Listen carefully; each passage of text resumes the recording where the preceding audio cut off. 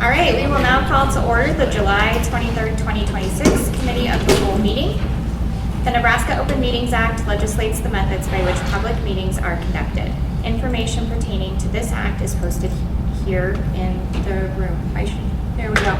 Over there on the stand. Sheila, can we get roll call, please? Joanna Green. Present. Cindy O'Connor. Present. Emily Garrett. Present. Angela Lacey. Mitch Wagner. Present. Skip Alton. Present. And I would entertain a motion to excuse the absence of Board Member Angela Blasey. She did let us know when we rescheduled this meeting that she had prior obligations to be out of the country, so she was not here, and she did let us know before we did this. So I would entertain a motion to excuse her. A motion to approve the absence of Angela Blasey. Second. Okay. Sheila, roll call, please. Cindy O'Connor. Aye. Emily Garrett. Aye. Mitch Wagner. Aye. Skip Alton. Aye. Joanna Green. Aye. Okay, motion passes. North Platte Public Schools is a destination school district and community that embraces innovative opportunities and distinguished programs to create highly competitive advantages for all students, instilling the canteen spirit in an evolving world. The canteen spirit embodies generosity, selflessness, and unwavering support through service, pride, collaboration, and grit. At this time, I would entertain a motion to approve the publication for the July 23rd, it says 2027, but it should be 2026, Committee of the Whole meeting. I move to approve the publication of this July 23rd, 2026 Committee of the Whole meeting. Second. I think Joanne won that one by a split second. Okay. Roll call, please, Sheila. Emily Garrett. Aye. Mitch Wagner. Aye. Skip Alton. Aye. Joanna Green. Aye. Cindy O'Connor. Aye.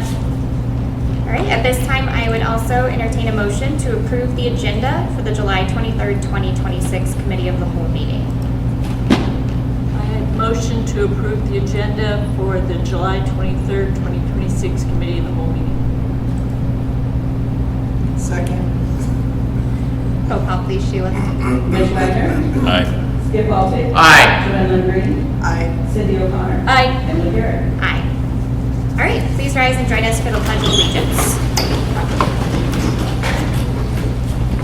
I pledge Allegiance to the flag of the United States of America and to the republic for which it stands, one nation, under God, indivisible, with liberty and justice for all.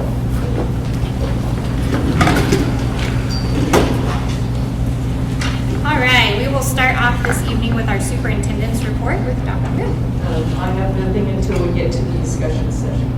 Sounds good, thank you. All right, we will now open it up for board engagement time. Is there anything from board members that you wish to share during board engagement time? Well, I will say that Emily and I toured the Cohagen maintenance rental with Dr. Moon, and it was very full, to say the least.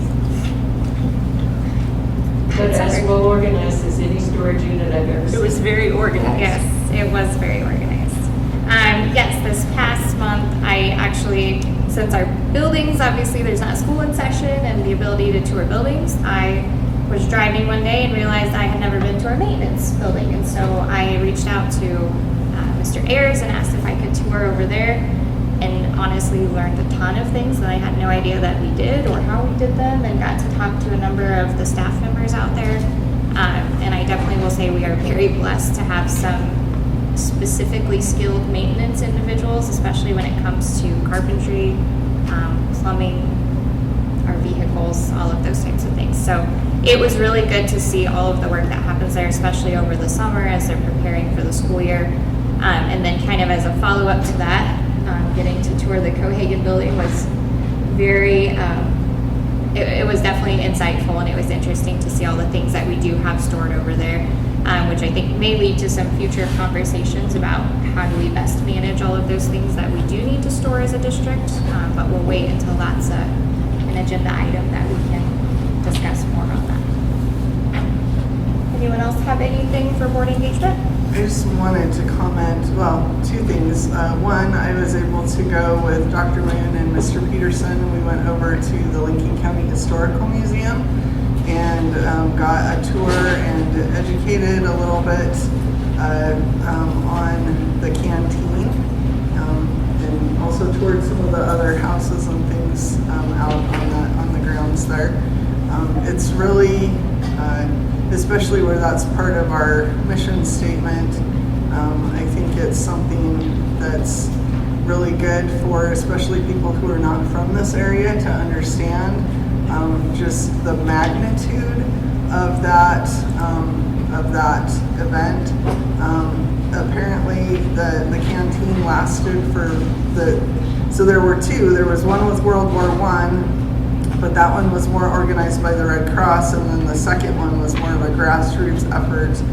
And the second one lasted for 4 years. And just to understand the number of volunteers and the materials that it took and creativity, we learned angel food cake was one of the things, and it takes 8, I think she said, did he say, no, maybe 12 eggs to make an angel food cake.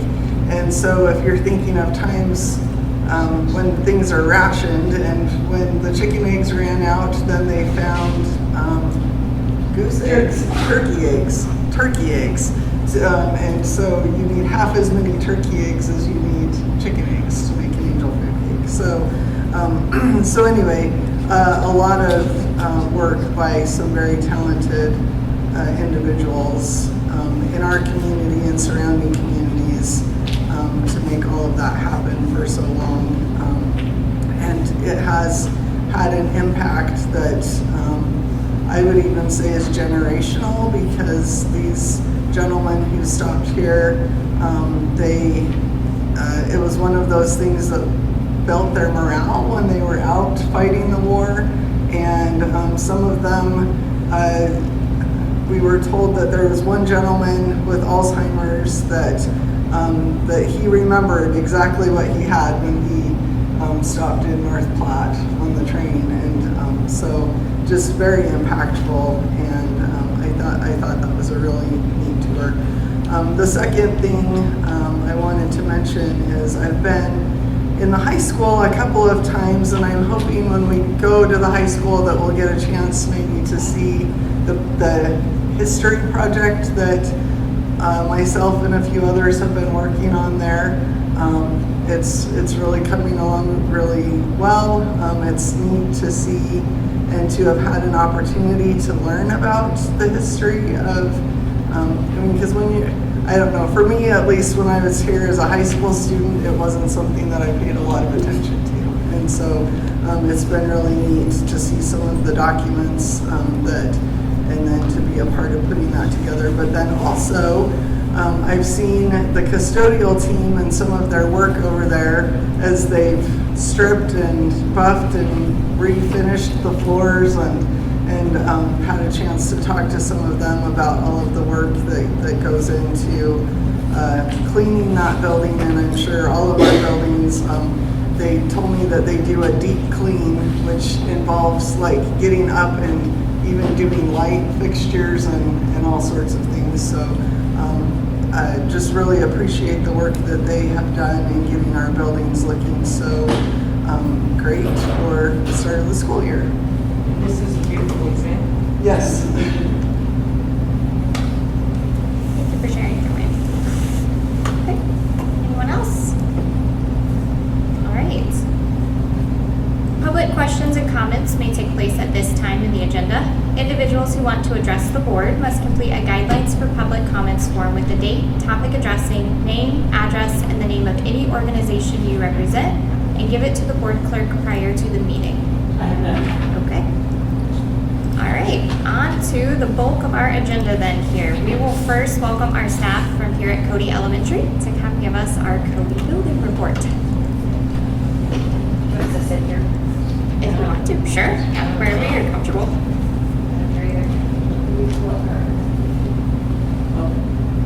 I'm not the one, okay. I don't know who's. Okay, sorry. I think is it over here? Or is it over there? My computer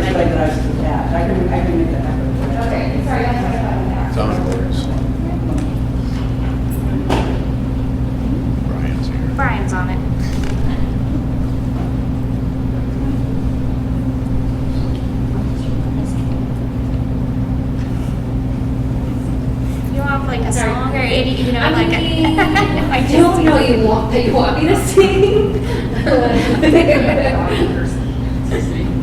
do like to sing, but not like to hear.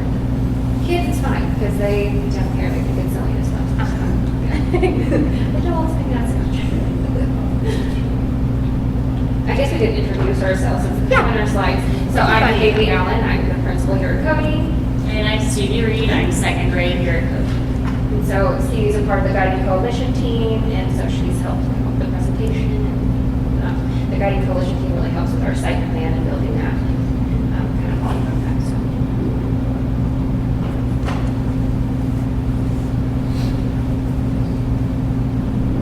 Thank you guys for taking some time out of the end of your summer to be here with us. So we appreciate that. No problem.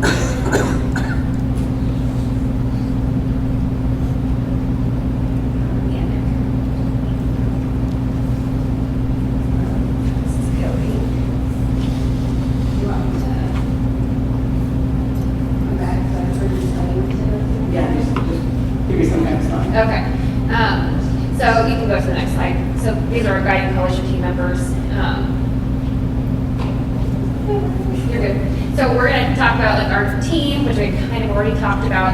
We'll go over our attendance goal, behavior goal, some of our academic goals. I can't give you a whole lot of data on that because it's embargoed still. But then we can talk about our specific goal from external review and then give you some highlights for the year. So we can head to the next slide. And so you can head on to the next one too, because we kind of introduced ourselves already. Okay, so we'll talk about attendance here at Cody. And one of our goals was to decrease the number of students who missed 20 plus days. So when I first started here a couple of years ago, the number of 20 plus days missed, there were like 18 students that had that, missed that many. That's a lot of students, and it goes against like our state rating. And so that was a big deal to us, and so that's kind of why we chose that goal. And so some of the ways that we worked on our attendance is a check-in and check-out. We identify students that might make connections with different teachers. I had one in particular that met with Mrs. Allen here, and it's just a way to build relationships, so it's something we look forward to. And we also do monthly attendance celebrations. We work with getting prizes from our PTO, as well as different businesses have supplied, like Applebee's, Raising Cane's, and lots of different things.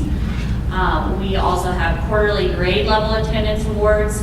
These are also on announcements. Yep, we do those like in the assembly, those kind of things. Individual whole classroom attendance awards. So every grade level is asked to come up with some type of attendance award. So in my classroom and my partner teacher, Mrs. Condon, one of ours is we just have this flower. And every day the whole class is there, we build a petal. So every classroom kind of has their own little way of celebrating attendance, but we all are asked to do that. And that has helped. With that, they get little prizes, Yep. pajama day. And the kids do get really excited about like seeing like the flowers, or even like in the office, we have something for the monthly attendance. So this year it's changed up a little bit, so we have like a racetrack now for each grade level. And so they do like coming to check and see that and see who's winning. So that's a fun little thing for them. Mrs. Allen always announces it on the announcements on the screen every day too, like who's in the lead or who's won that month. Yep. They get really excited for that. As well as communication with parents.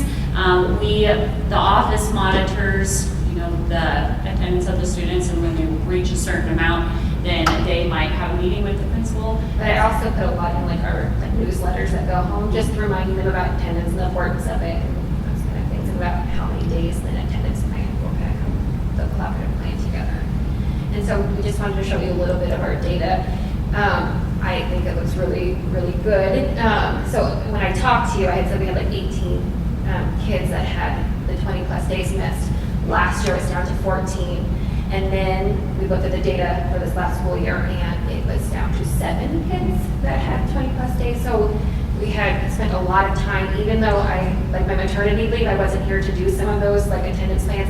My school counselor really took over and did that. And so I think we're seeing a lot of the benefit in that. So our like truancy percentage has gone down, like the days absent percentage has gone down, and then our daily average attendance has gone up. So we're really excited about that. And this last assembly we had, she had the idea of introducing gas cards as prizes, and so we did award Like 2 PTO. families with gas cards for good attendance. Because it's not, the kids aren't like keeping themselves from school, so it's nice to have like an incentive for like the families. They were really excited about it. And so then our behavior goal is reducing the number of overall Swiss referrals. We had 500 some referrals the previous year. We did not meet our goal this year. And it's hard for us to look at, but it does give us a lot of data. The things that we did to try to help reduce this was define what defiance is and the expectations for like our Swiss documentation, because everyone views defiance as something different. And defiance was one of our bigger behaviors that we were seeing go through our Swiss referral system. And then we really focused this year on creating behavior contracts and plans for students once they reach 5 behavior referrals. So really getting that parent partnership in that. And so we did see some improvement, but you're always going to have some kids that need a little more support, and we're going to continue trying to build around that. And then we do a whole school like Voice Sound Skills weekly schedule, so all the teachers that focus on a skill that week, I go over in the announcements every day, and we go from there so that the kids are constantly hearing the expectations and going over those. And the same with our Cody expectations. And then we do monthly meetings as like a staff to review our data that we're like seeing come in and go through, whether it be our guiding coalition team meeting or our whole building staff meeting to go through that. And then we have a whole school behavior reward system. So teachers, like I don't know if I'm going to explain, they have like little punch cards. So if they see kids doing like things that they're supposed to be doing, they'll punch their card. Once they fill it out, they bring it to the office, and I have certain little clear boxes that have different rewards on them, and they can put it in there. And then I do a drawing every 2 weeks to incentivize that. And then we have our student staff of the month. So students like work for like attendance, behavior, all those things go into like the student of the month. So we definitely celebrate them that way too. And then we started this year the Quarterly Panther like growth and grit award. So this really focused on the student. We've seen so much growth behaviorally through that quarter. So it's kind of a nice incentive because you don't always get to see that. And so I think it's good to recognize that. And I think the kids really enjoy that. Okay, so some of our academic goals are to increase the NSCASH reading to 58 proficient, math was 60% proficient, and increasing science to 75. And then some of the ways that we try to meet these academic goals are, you can see the picture here, it's kind of hard, but we turned off all the lights, and we did a tunnel walk for the grade levels. I think 5th grade was first for science, and so we gave all the students glow sticks, and we lined the hallways and cheered them on to kind of pump them up for their testing. And we did that for the 3rd graders as well that week and the next week. I think we did it a couple times. We did. And they were really excited. We have asked for the teachers to give extra testing practice sessions during like IE time. There was a lot of extra communication sent home to parents. Hey, testing's coming up. Make sure you get a good night's rest. Make sure breakfast, those types of things were sent home to families. And I know like the majority of the teachers sent note home to parents and had them write a letter to their students to kind of give them encouragement. So that was nice to see too, and the kids really liked that. And I know some of the younger students also kind of gave them some words of encouragement too. So the teachers hung up posters throughout the hall. So I think each grade level decorated a poster and we laminated them. Mrs. Allen provided little candies for the morning of, just as a little like pump up. names like They had like a little saying with them. So with like the testing. So and then some of the posters. So it's just a incentivize and tell them to do the best. And we really focus as teachers during our PLC time to create those targeted interventions based on data to help them improve on specifically what they needed. And so we grouped kids during our IED time on those specific needs. So we really spent a lot of time looking at our testing and math and reading and really focused on, I feel like we did really great this year on really targeted interventions. And we incentivized the highest growth on tests. We had an assembly where the highest growth got to come in here and shoot hoops. That was really fun. And then K through 3rd grade was really focusing on reducing the number of 1081, and that is the kids that qualify for that extra support in reading. And we did a really great job this year on that. I would say first and second grade had a significant reduction in the numbers that qualified for title services by the end of the year. So that was really exciting for us to see.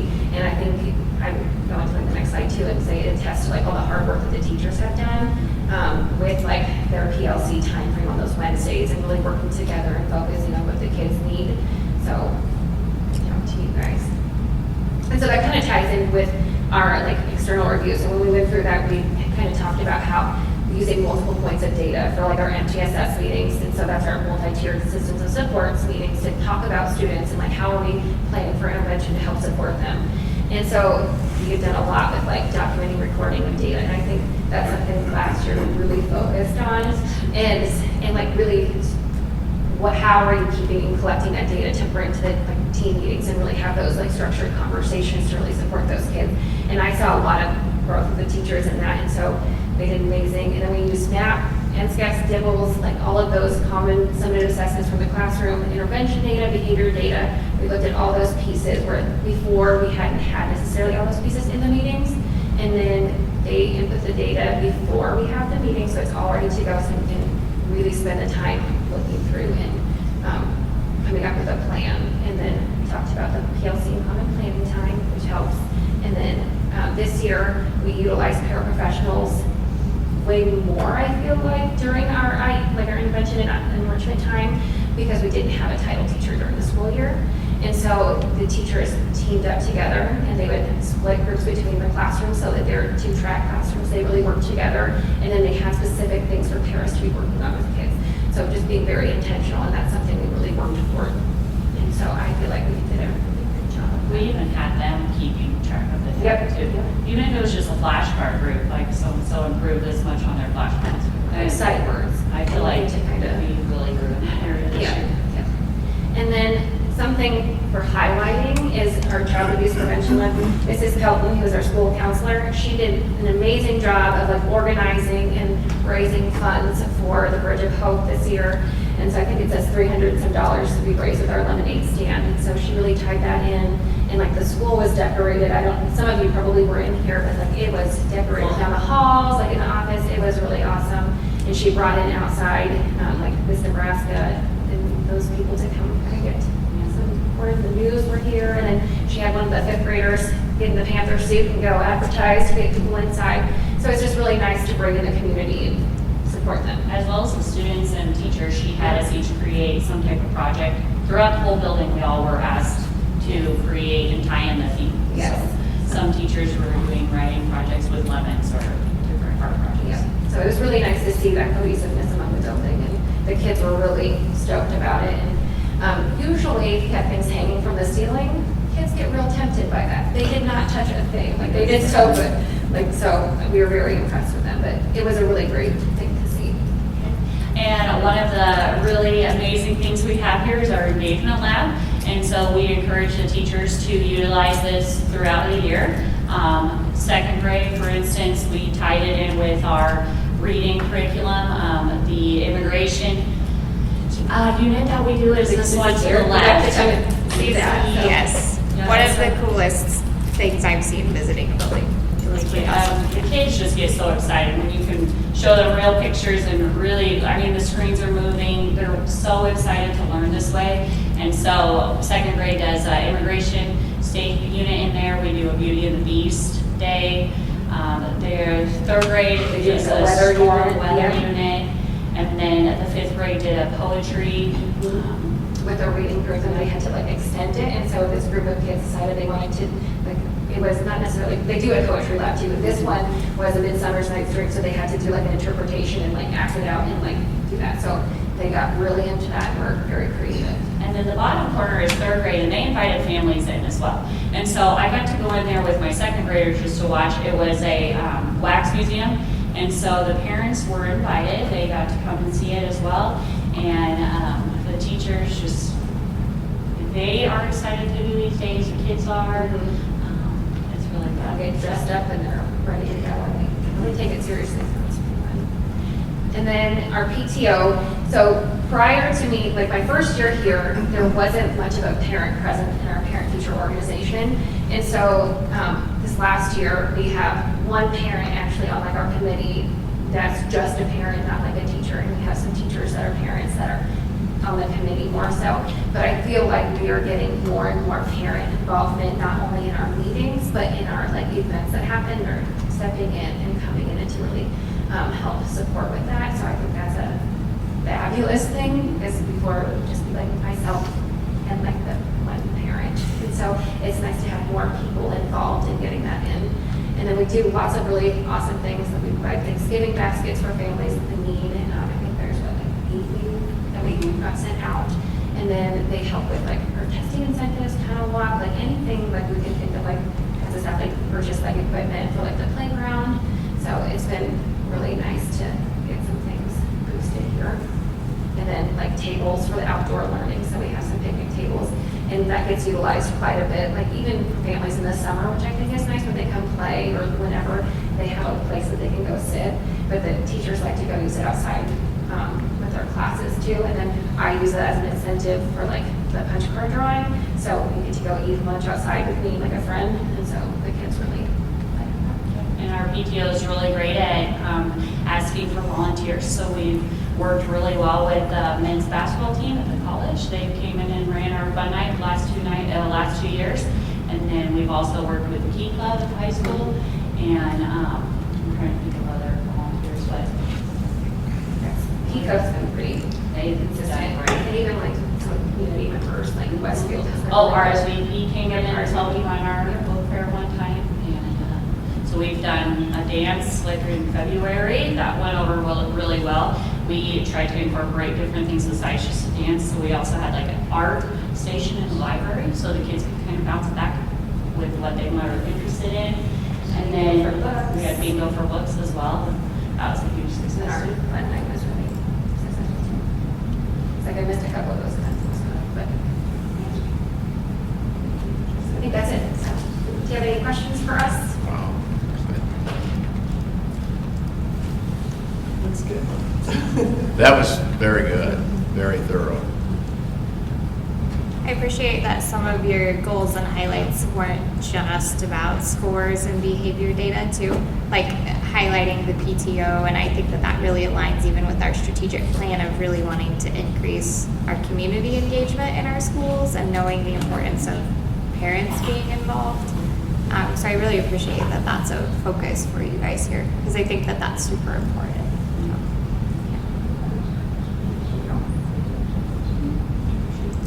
Any other questions for them? It's hard to have questions when you have a very thorough presentation. That's correct.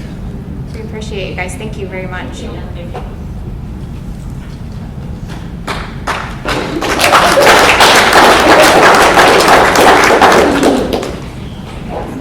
Mr. Mills, would you like to let us know about Stevie's new position, or Yes, absolutely. temporary position, whatever it is? Absolutely. With Dr. Eshlem's medical concerns, we really wanted to support Jefferson this coming year. So if you'll remember, we moved Brianna Hawks from Lincoln over to Jefferson as the dean. And so Dr. Moon and I met, and I came up with the idea to invite Stevie Reed to come over and help out for a month at Jefferson while Dr. E takes care of herself. And the meeting went very well. Dr. E was very pleased with this plan. So we have that completely set up. So we thank you again, Ms. Reed, for stepping into that. So we set up a substitute for her classroom, which really worked out nicely because it's a long-term sub from last year that did first grade. So she's going to know all the kids. So very happy for the plan. And again, thank you, Ms. And Reed. it made sense for Mrs. Reed to go over there because while I was on maternity leave, she went over to Jefferson, Yeah. so Mr. Furlong could come over and take over from me while I was gone. So she got She some good knows that way experience out, too. yep, and good relationships already built. So. Great. And we appreciate your being so flexible at the last minute. It's the last minute, Yeah. July. Thank you for that, Good Stevie. for you. Thank you for bringing that up too. I didn't know that. Yeah. So we appreciate that. Okay. Anything else from Cody before we move on? We'll go ahead and jump into our enrollment discussion for this evening. So this is the 2026-2027 enrollment discussion. There are a couple of newer attachments that are on here with some updated data on the agenda. And to start off with, I'm going to turn this over. Dr. Moon, do you want to start us off on this discussion? I think Brian's gonna, or you guys gonna come up here to the table maybe and.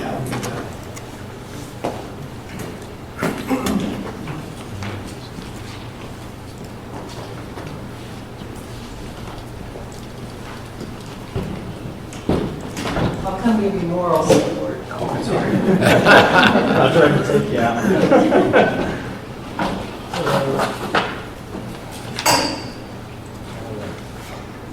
I think as an introduction to the presentation, this is for information primarily. I think I wanted to be sure that you know that we have this information, and as we begin to look forward, because we need to be always looking forward that 5 to 10 years about what's going to happen, because we're like we're an oil tanker, not a clipper ship, and so we kind of have to be thinking the long term as we move along there. And so I wanted to, because I was delighted that we have the information that we have here, and that we've got a team of people who can put it together 6 ways to Sunday, so that if we have more questions when this is done, and you say next meeting we'd really like to see this with the enrollment data or this projection, then we can do that. And I have to give them a lot of compliments because we asked for it a week ago or less, but it came together very nicely. Yeah, thank you, Dr. Moon. Yeah, we have some data to show you, and some things we have available. First off is our elementary boundary map, and this is we had started working to show on this map where our families are, and so we'll talk about that. We're in the city, so if within the boundaries where our kids are. And 2, we'll look at building capacity data, showing how many kids we have in each building, what the capacity is. 3rd, we'll look at the elementary staffing report and class size report. And 4th, we're going to look at our enrollment report, kind of what our enrollment looks like as of today, also looking in the past and projecting it out a bit. So, all right. So here is just first a snapshot over all of our district boundaries. I'm going to open up a map we have here.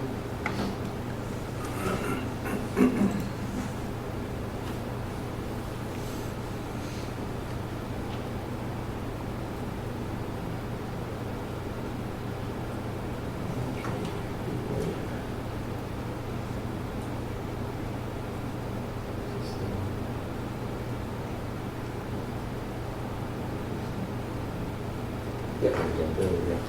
All right. So we can zoom into different areas. So down here you'll see this kind of fuchsia color is showing the Lake Maloney boundary, and the fuchsia dots indicate a Lake Maloney student. So other colors are indicated there. You'll see some blues and yellows. Those are students then that attend a North Public School, but the corresponding boundary. So here, a green is going to be a McDonald Elementary student. A yellow student is a Washington Elementary student. Purple, Cody, where we're at here today.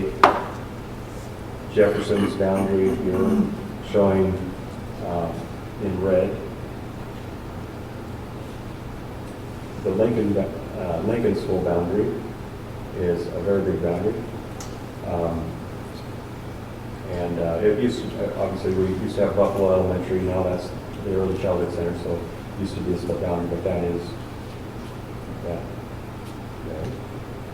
And these are just K-6 students, is that correct? Yeah, just K-5. K-5. Yep. Okay. And then here's the Eisenhower boundary. So I wanted to show you how Kyle's built this within the ArcGIS system, and it's really a great presentation of the data we have where kids are. We have a layer, we also have on the side here counts. So you can say, well, Washington count how many students are within that boundary. So that's not how many students attend that school, it's just how many students are within that boundary. And so that's this. And I can, so if you want me to drill in any more to this, I wanted to just kind of show you how it works. We can obviously make some screenshots for you guys and explore this more. So let me get back to.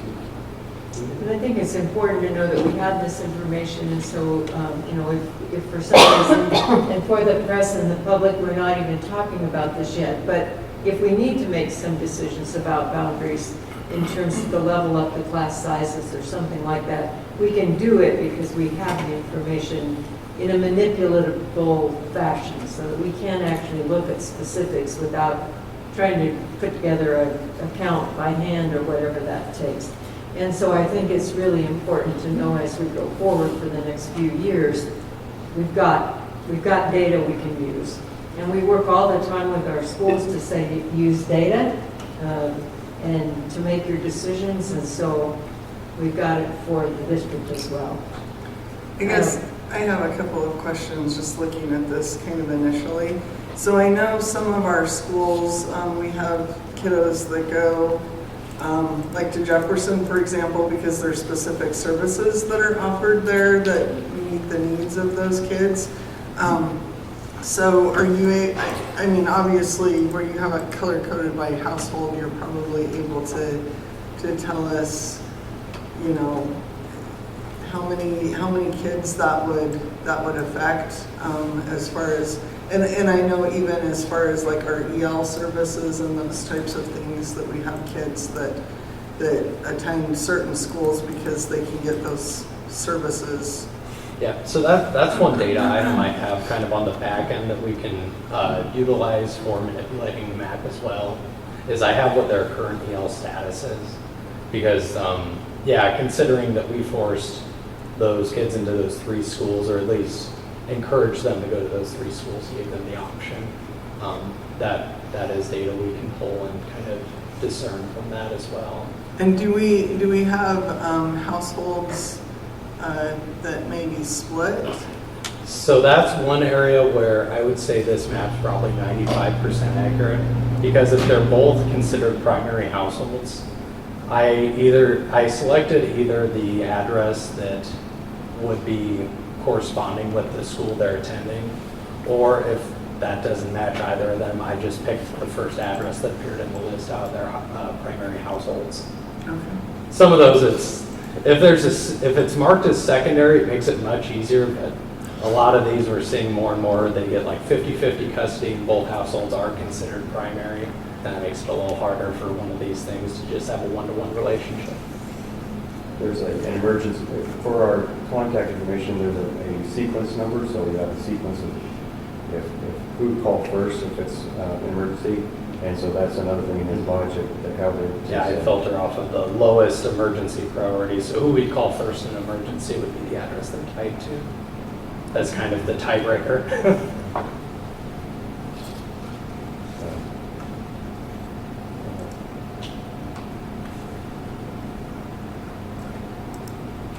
Can I ask you one more question? Sorry, before you get started again.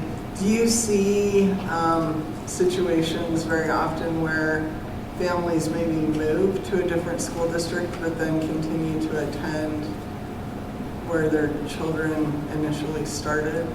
We see that fairly often, and right now what we allow occasionally is if an older sibling goes to one school and they move to a different boundary, we'll allow that younger sibling to go to that school as well. And that's kind of where we're seeing some of this, because we previously had a request to attend kind of form where you could request that you're outside the boundary school. We've kind of tightened up that process in the last few years, but what we're seeing here is it's just taking a few years for those families to get out of those schools, for those numbers to kind of clean up.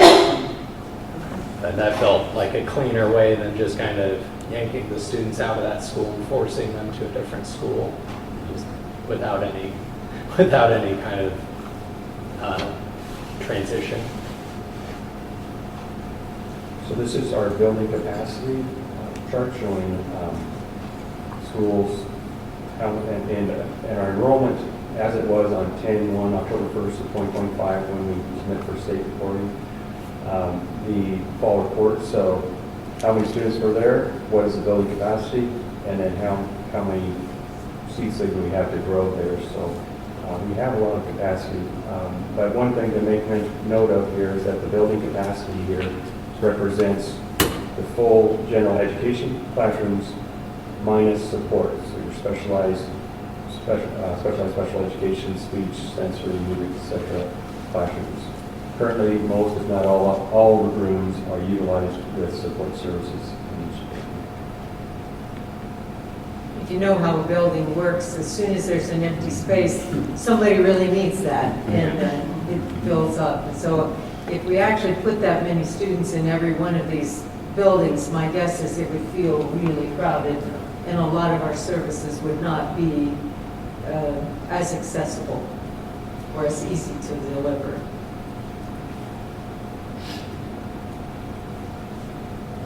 We've talked a lot about class sizes. We thought it was important for the board to see the elementary schedule, and talking with Dr. Moon and Brian and the cabinet, we thought it might be good to just split all those two so that the board can see how those classes are split down by each one. And then we did the totals, obviously, and then at the bottom, you can see the total there, and then the teacher number, and then the class average across each grade level, and then with the district average as well. We thought it was very important for you folks to see those numbers. We talked about a lot. Because it looks like some color coding on here. Do the orange, blue, and green mean anything, or is that No, just those are separating just- those? no. Okay. The only colors are the red, those are like stop, Okay. because those are singletons that Okay. we've talked about past board meetings. We have two here at Cody, two at Eisenhower, 3rd and 4th grade, and then if you jump down to Washington, they have a singleton in that 5th grade. Okay. So that means you're not allowing any more kids in that Yeah, class? we stop Okay. and look at the enrollment. A lot of times, if for example, say at Washington, yeah, we might be able to take a couple more there, but we put them in red to stop enrollment so that we can have that conversation with families. For example, I think we have one now that's 5th grade at Cody. We had that at 28, and I think we can get back to 28. I was talking to Haley before the meeting about that. Okay. And then we're hiring a pair for that classroom as well. Just out of curiosity, is there a hard number that we put in that? Because I just noticed that Jefferson, most of those classes are above like that 25, 26 point, and those ones don't currently have a stop on them. Is there a reason for that, or? I would say there's a hard number, and as you saw on that map, that's where our biggest population. So Jefferson and Lincoln run a lot larger than our other, and showing that kind of that disparity across the district where, yeah, you have 25 there, and then go to Ike, you have the 17 kids. Right. Yeah.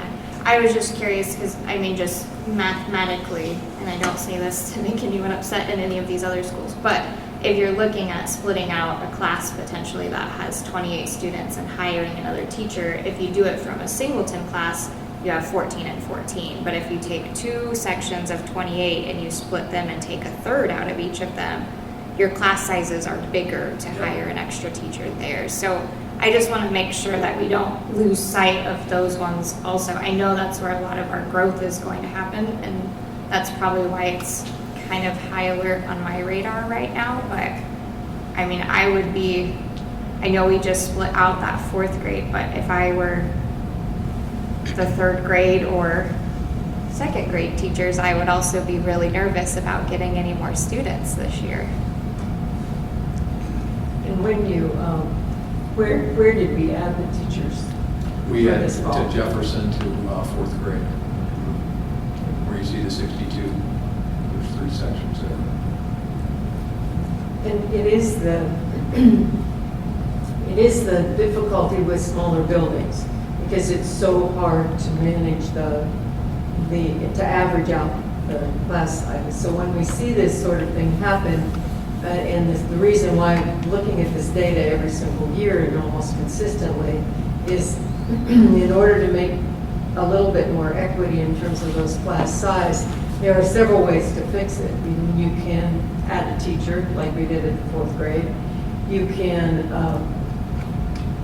change boundaries, and over time you can switch that. You can have policies that say when this class is full, and I've served in a district where when the class got to 25, the new person in, if they were oldest and only, had to go to a different school, even if they lived in that boundary.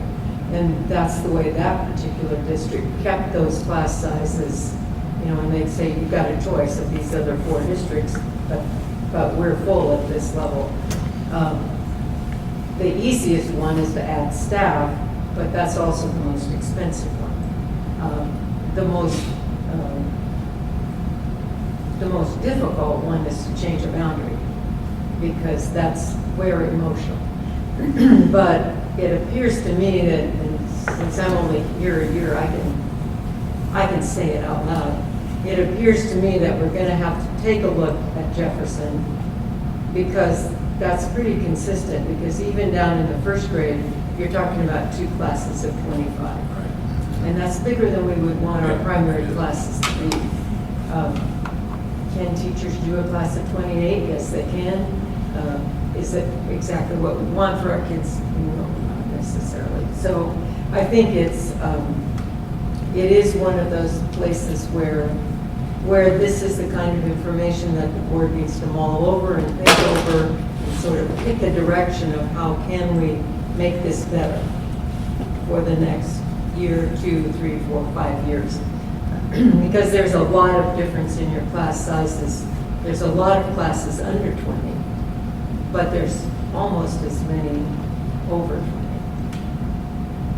And so I think that's nothing to make a decision about tonight, but the reason that we're giving information is so we can take on these hard problems and look out there a little ways in the future.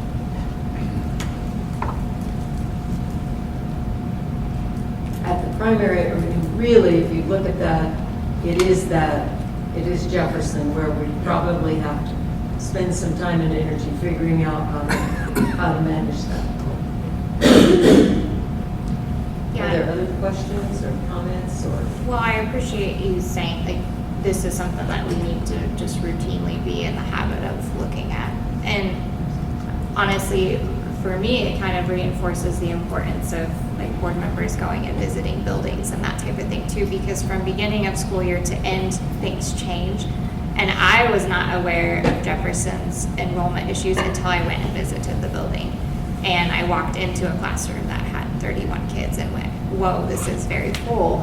And I mean, the teacher was managing very well. Like, it is in no way, nothing but a compliment to the teachers that were managing those classrooms, but just very full. And it was not, I would not have known that if I didn't go to the classroom and then ask to see some of these numbers. So it really does reinforce, like, it's not something that we're just going to be able to look at and one and done fix it, but it's going to have to be a continual effort. And especially as they keep building houses. And, you know, I think a couple years ago we thought this was going to be an Eisenhower problem, and for whatever reason it isn't, but it seems to definitely be a Jefferson problem. So.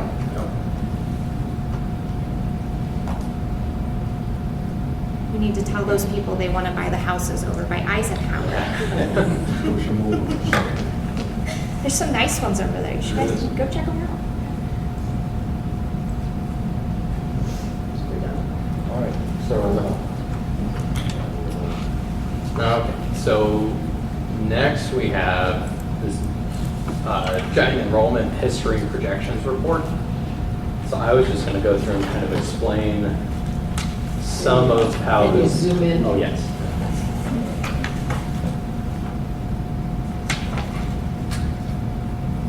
There we go. Perfect. So I was just going to explain a little bit about where these numbers are coming from and what they represent. So this first chart, we have a little bit of a view of our historic enrollment spanning from 2019 to 2026. Those years represent the end year. So 2019 is the 18-19 school year, so on and so forth. Now this chart, PK through 11, we pulled from the end of year enrollment amount. 12th grade, we pulled from the October count to better represent before those mid-year grads got removed from enrollments. We pulled it initially before and it was really skewed. Down at the bottom, we have a total line that just kind of totals what the enrollment was for that year. And then the color coding is to kind of help visually track that same cohort throughout the years. I'll start at the bottom. Below this, we have a few additional metrics. We have the percent change for the entire enrollment, and then percent change just for kindergarten for that year. We also included the graduation rate, the amount of option out and option in students. That goes throughout.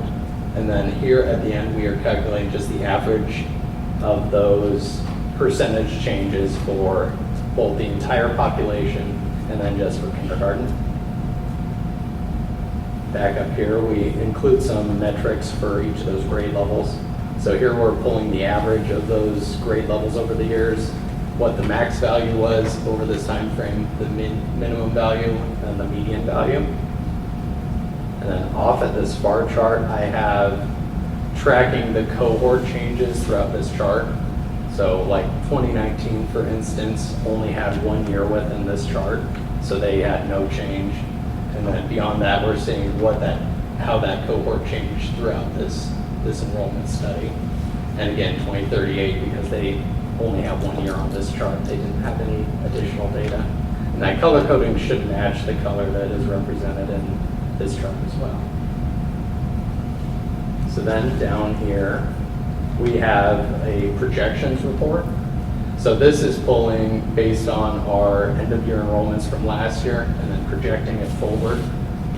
To account for enrollment change, I am using this projection adjustment rate, and that is equal to what our kindergarten average adjustment was. So what I'm doing is our 236 that we had last year, I'm adjusting by that value and rounding it because we can't have partial kid, and adjusting that next year cohort to reflect that reduction in enrollment, and then rolling those numbers forward. And then here at the bottom of that chart, I also included a total column, and then I broke it out by K through 5, 6th grade, 7, 8, and 9 through 12 to kind of represent what the building's potential enrollments would be moving forward through those years if these projections hold true.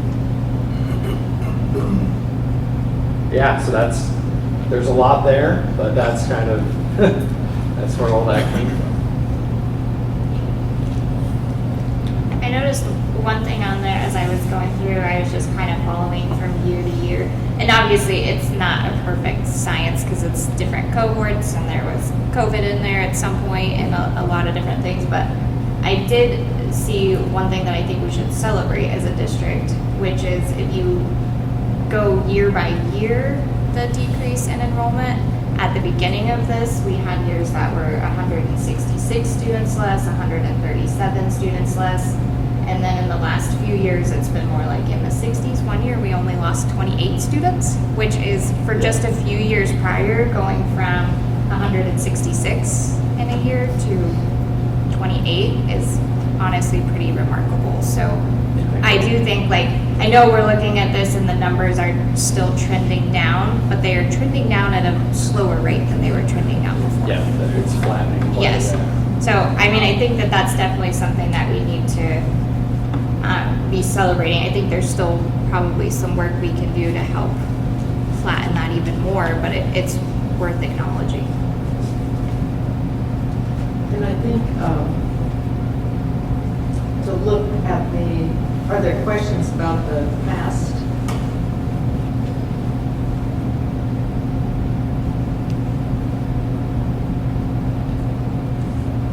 I think that what I've learned in my extended length of time with the district, is that the district has been systematically adjusting for this loss of enrollment. And so our changes are not just coming up now. We've been doing that all along because 2 elementaries were closed. Buffalo is turned into a early childhood center. I think if we were to go back and pick up the total number of teachers in any of those given years, we would see a steady decline in those teachers. So it's not like this happened to us and, oh my gosh, we didn't notice. The district has been very diligent in adjusting and making the changes that we have to make to make this work and still be efficient. Because if we hadn't, those class sizes would be a lot different in our current situation. So I think I have been reassured by the fact that the district's been on it and has made a lot of hard decisions so far, with maybe more coming up. Let's go down and look at this projection. Dr. Moon, can we pause real quick? Because you had mentioned on the past data, you had mentioned there was kind of an age point that you had noticed there was a trend too of where we seemed to be losing more students. Did you want to maybe make mention of that at all, or? If we've talked about the data correctly, our drop in enrollment is more K-6 than it is at the high school. If you take a look at that next, this middle section there. Oh, yes. You'll see that the numbers for where's my high school? Oh, we don't need that one. So, Where we see that, because the reduction in students is, it's pre-6th grade, basically. It's K-5 where we begin to really see that drop.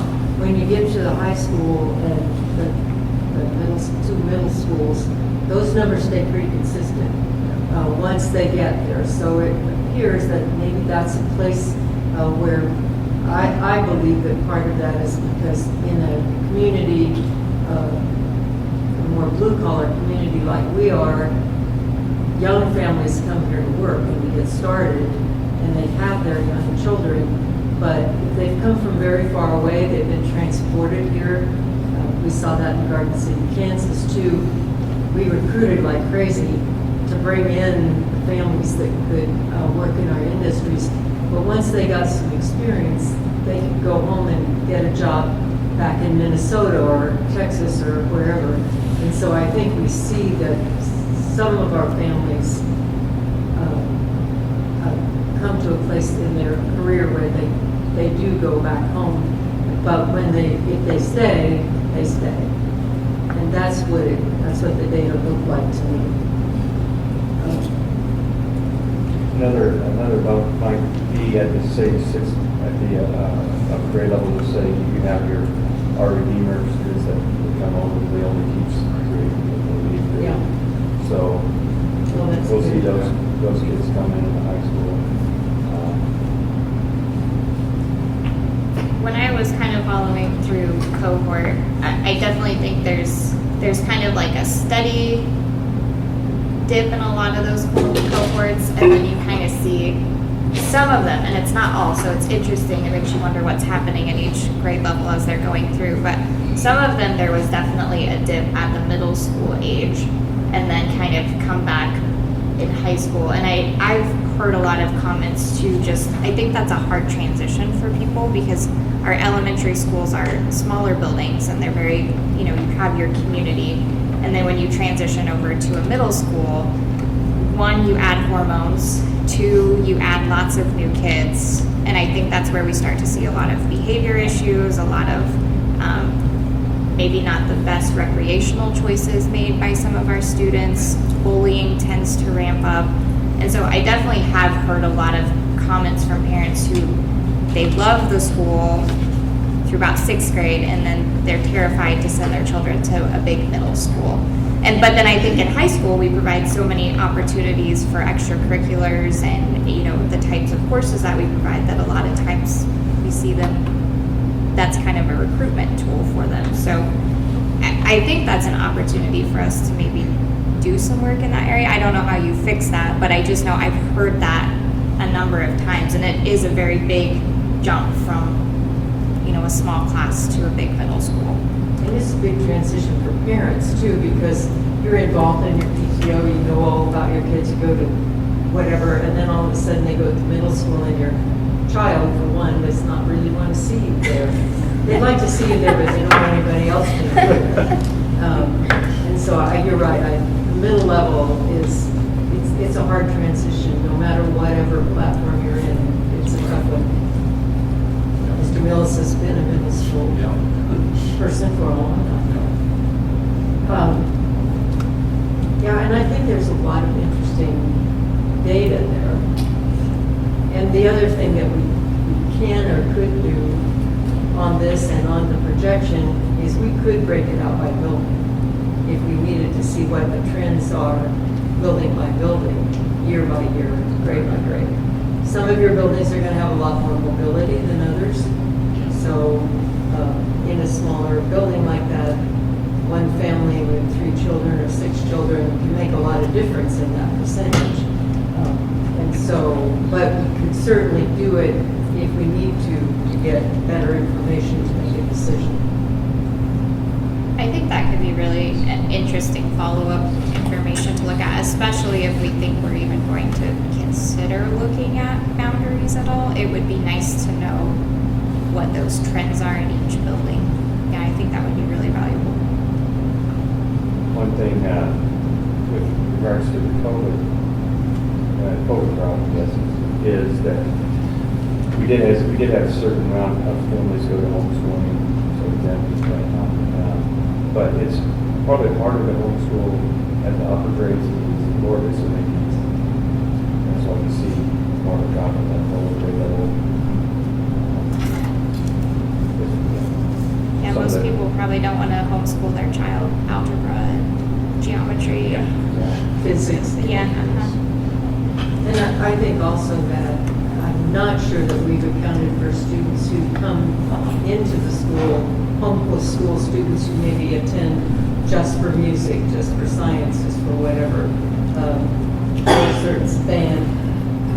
It's pretty hard to teach band at home. And so we don't exactly know or extrapolated those numbers in or out of these. I had actually asked, and I think this is something that would be valuable for us to track. I know there's not like enrollment data, a report from the state with homeschool numbers, but I think that each year they have to do the exemption every year. Is that correct? Am I understanding that? So if we as a district just started tracking the number of those that we have each year, I think it would be helpful for us to see any trends too, to know if those numbers are growing or decreasing. Because a lot of what we're guessing, a lot of this is census data related, that there might just be less students in general, but we also don't really know if we're not tracking those numbers too. So I think that might be something valuable for us to just start keeping tabs on.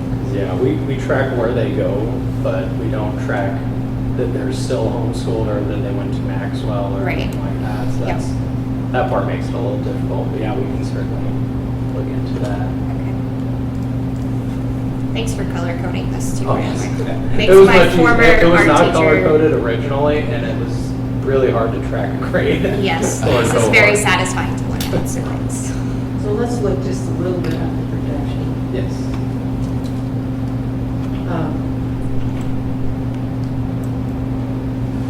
I think this is where I looked at the numbers of 7, 8, and 9, 12. You know, it's a long time before we start to see a decline in numbers at the middle school and high school.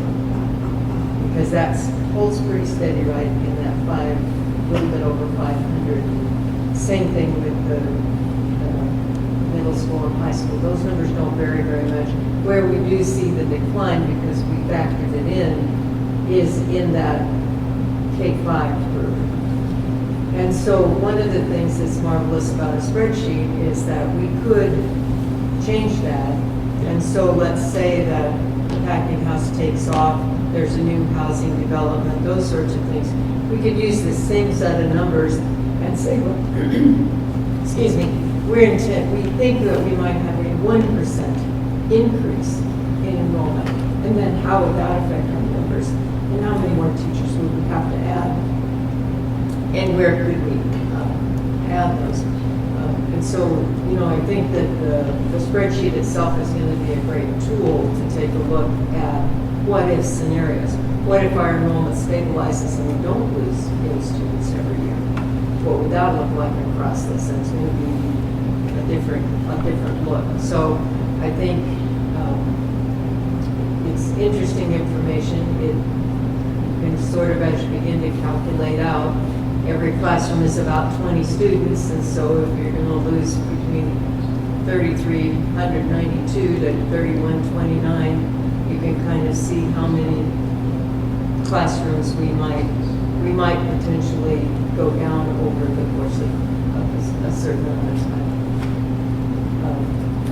At the middle schools and high schools, it's a lot easier to manage that change, because you can just add one or two to a whole bunch of classrooms, or you can subtract one or two, and it doesn't have to be quite as important as those really important whole room classrooms at the elementary level.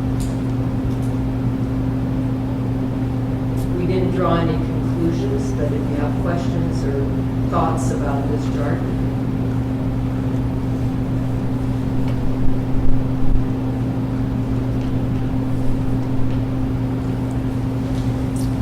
else you'd like to see? I don't have any questions yet. I just think this is a lot of excellent information that allows us to really see, when you see specific data like this, it really opens your mind to how things are going or could go.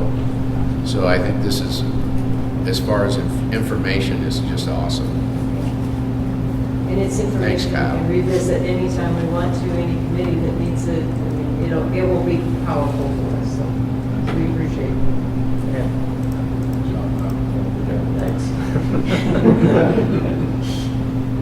And you didn't even complain or anything. No.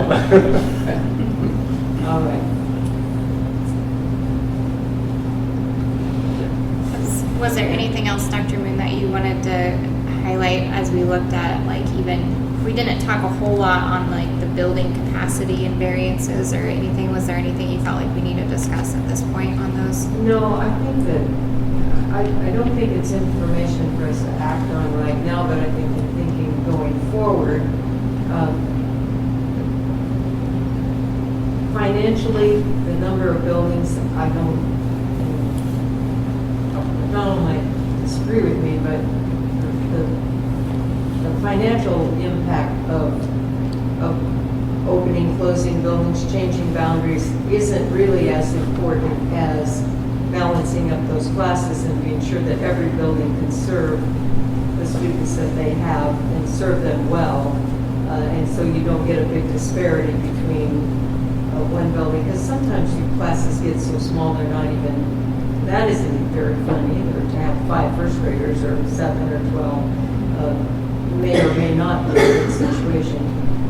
But I think being able to have this information to make decisions going forward about boundaries, and ultimately we could get to a situation where we have too many buildings.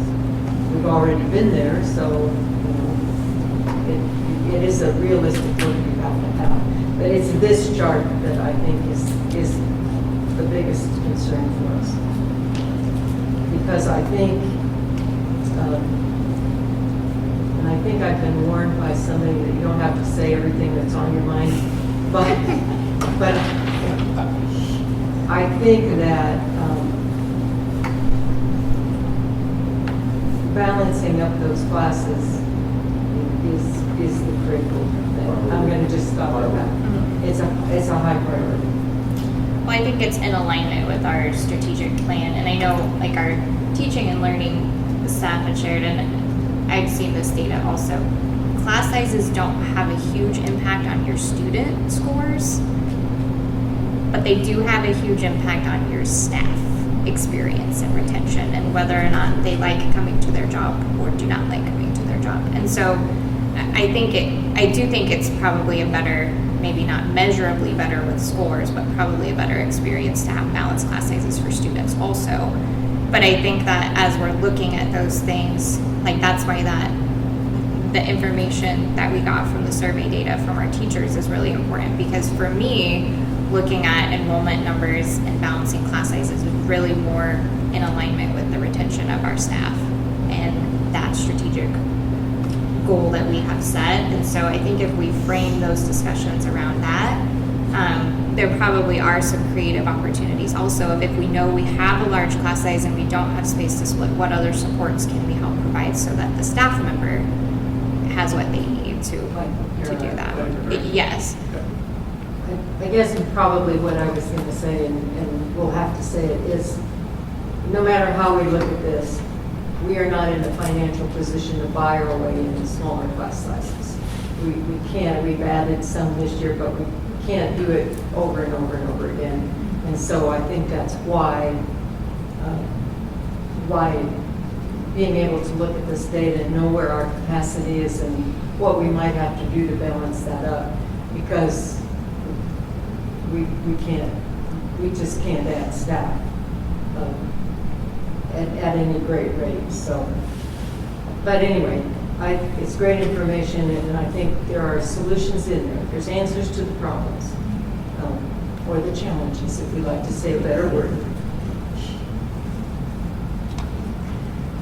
One other thing I wanted to note on the variance side, because I know that there are people that sometimes ask the question about why do you have two separate middle schools, and have the thought of what if they were combined.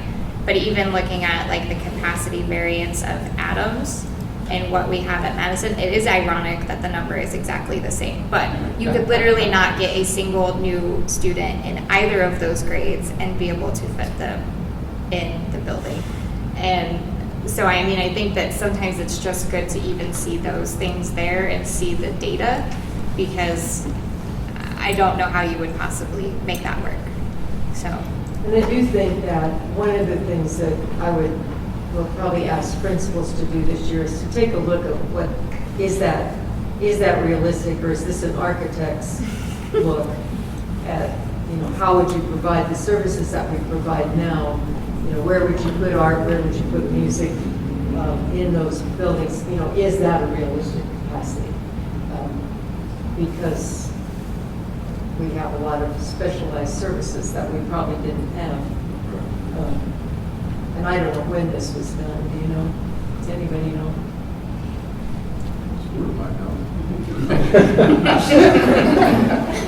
Like to phone a friend? Dr. Hanson's. Dr. Hanson, okay, that's fine. So it's been a while. Well, and would that have changed, because at one point we were providing elementary art, would have been, we were still doing that in 2017, 2018, and we no longer do that. So there's possibility that this has changed in the other direction. Yes, either way, whether it's less or more, I don't know. Yeah.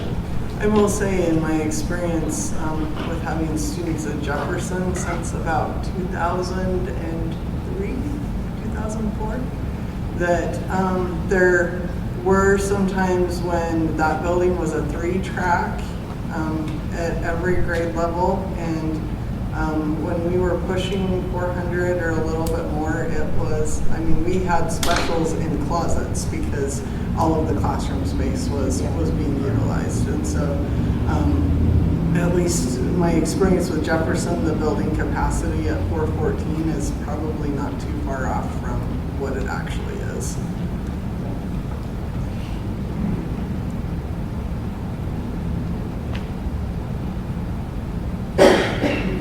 So we'll continue to take a look at that, ask the principals to look those over too. And the capacity is also based on what did we set for a class size at that time. Correct. Were we looking at 18 in a class? Were we looking at 22 in a class? That'll be a question. Yeah, and kind of the nice thing about a lot of our buildings, as we've talked about over the years too, is that most of them have land, so that if we did have an explosion in student numbers, that we do have at many of our buildings the capacity to add on without having to make any land purchases. So at least we have that. So that's a very good solution. A good bonus. Yep. So thinking forward to future information we want to see on enrollment, I know we mentioned the, like, kind of that trend following grade level cohort per building would be good to have. Updated capacities for our buildings, verifying those, having our principals really look at that, what would be feasible. I'd like to see, and it might just be as simple as a phone call to the chamber or the city and asking them, but I'd like to know if there are any additional, like, housing developments coming that we're not aware of yet. Are there any other questions from board members or any other data that you would like to look at the next time we bring this back up? There's plenty to look at right now. It really is. But again, it's very informative, and I think we can utilize this in the future in a lot of different ways. One thing I might provide you is for the building, the building map is zoomed in shy of just that one boundary, and then you can see the dots. I think that would be super helpful, because I was trying to zoom in on your screenshot here and they just all blur together. And then I tried to click on your link and I do not have permission to log in on that link. We don't know if we've got license. Yeah, it's okay. I don't need permission to log in. I was trying to solve the problem and I was not able to solve it. So I think that would be really helpful too, just because there might be trends of, hey, there's a lot of kids already along this boundary going to this school. What if we, it might give us some things to look at. So. Well, and I do think as kids are enrolled, one of the things I know, because we've looked at this data before over at least the course of time that I've served on the board, and we've tried to do some things where we're kind of tightening up boundaries a little bit too, and so I can see that we probably have done a pretty good job of that, but it's not a perfect science, obviously. So.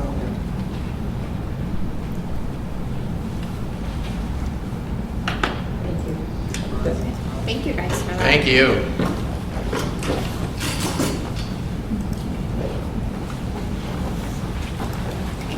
All right. We will go ahead then and move on to our budget discussion for tonight. So again, there are a couple of attachments there for you. You also have a couple of things in front of you. And we have a whole lot to talk about tonight for budget. So I'm going to stop talking and turn it over to Dr. McDonald and Dr. Moon to get us started. Okay, thank you. Appreciate it. I have an executive summary for you, and I believe it's also attached. I don't know if you can pull that up, Sheila, or not. It's there, yeah. It's attached. You can just scroll through it. And that's what's in the front here also, correct?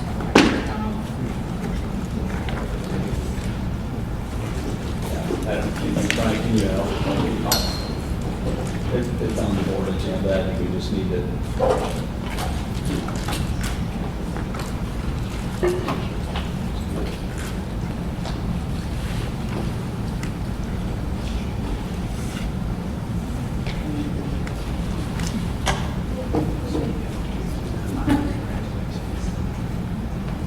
And this is another packet of information that is for information to begin discussion, to find more questions that you want to know as we get into this next couple critical months in the budget.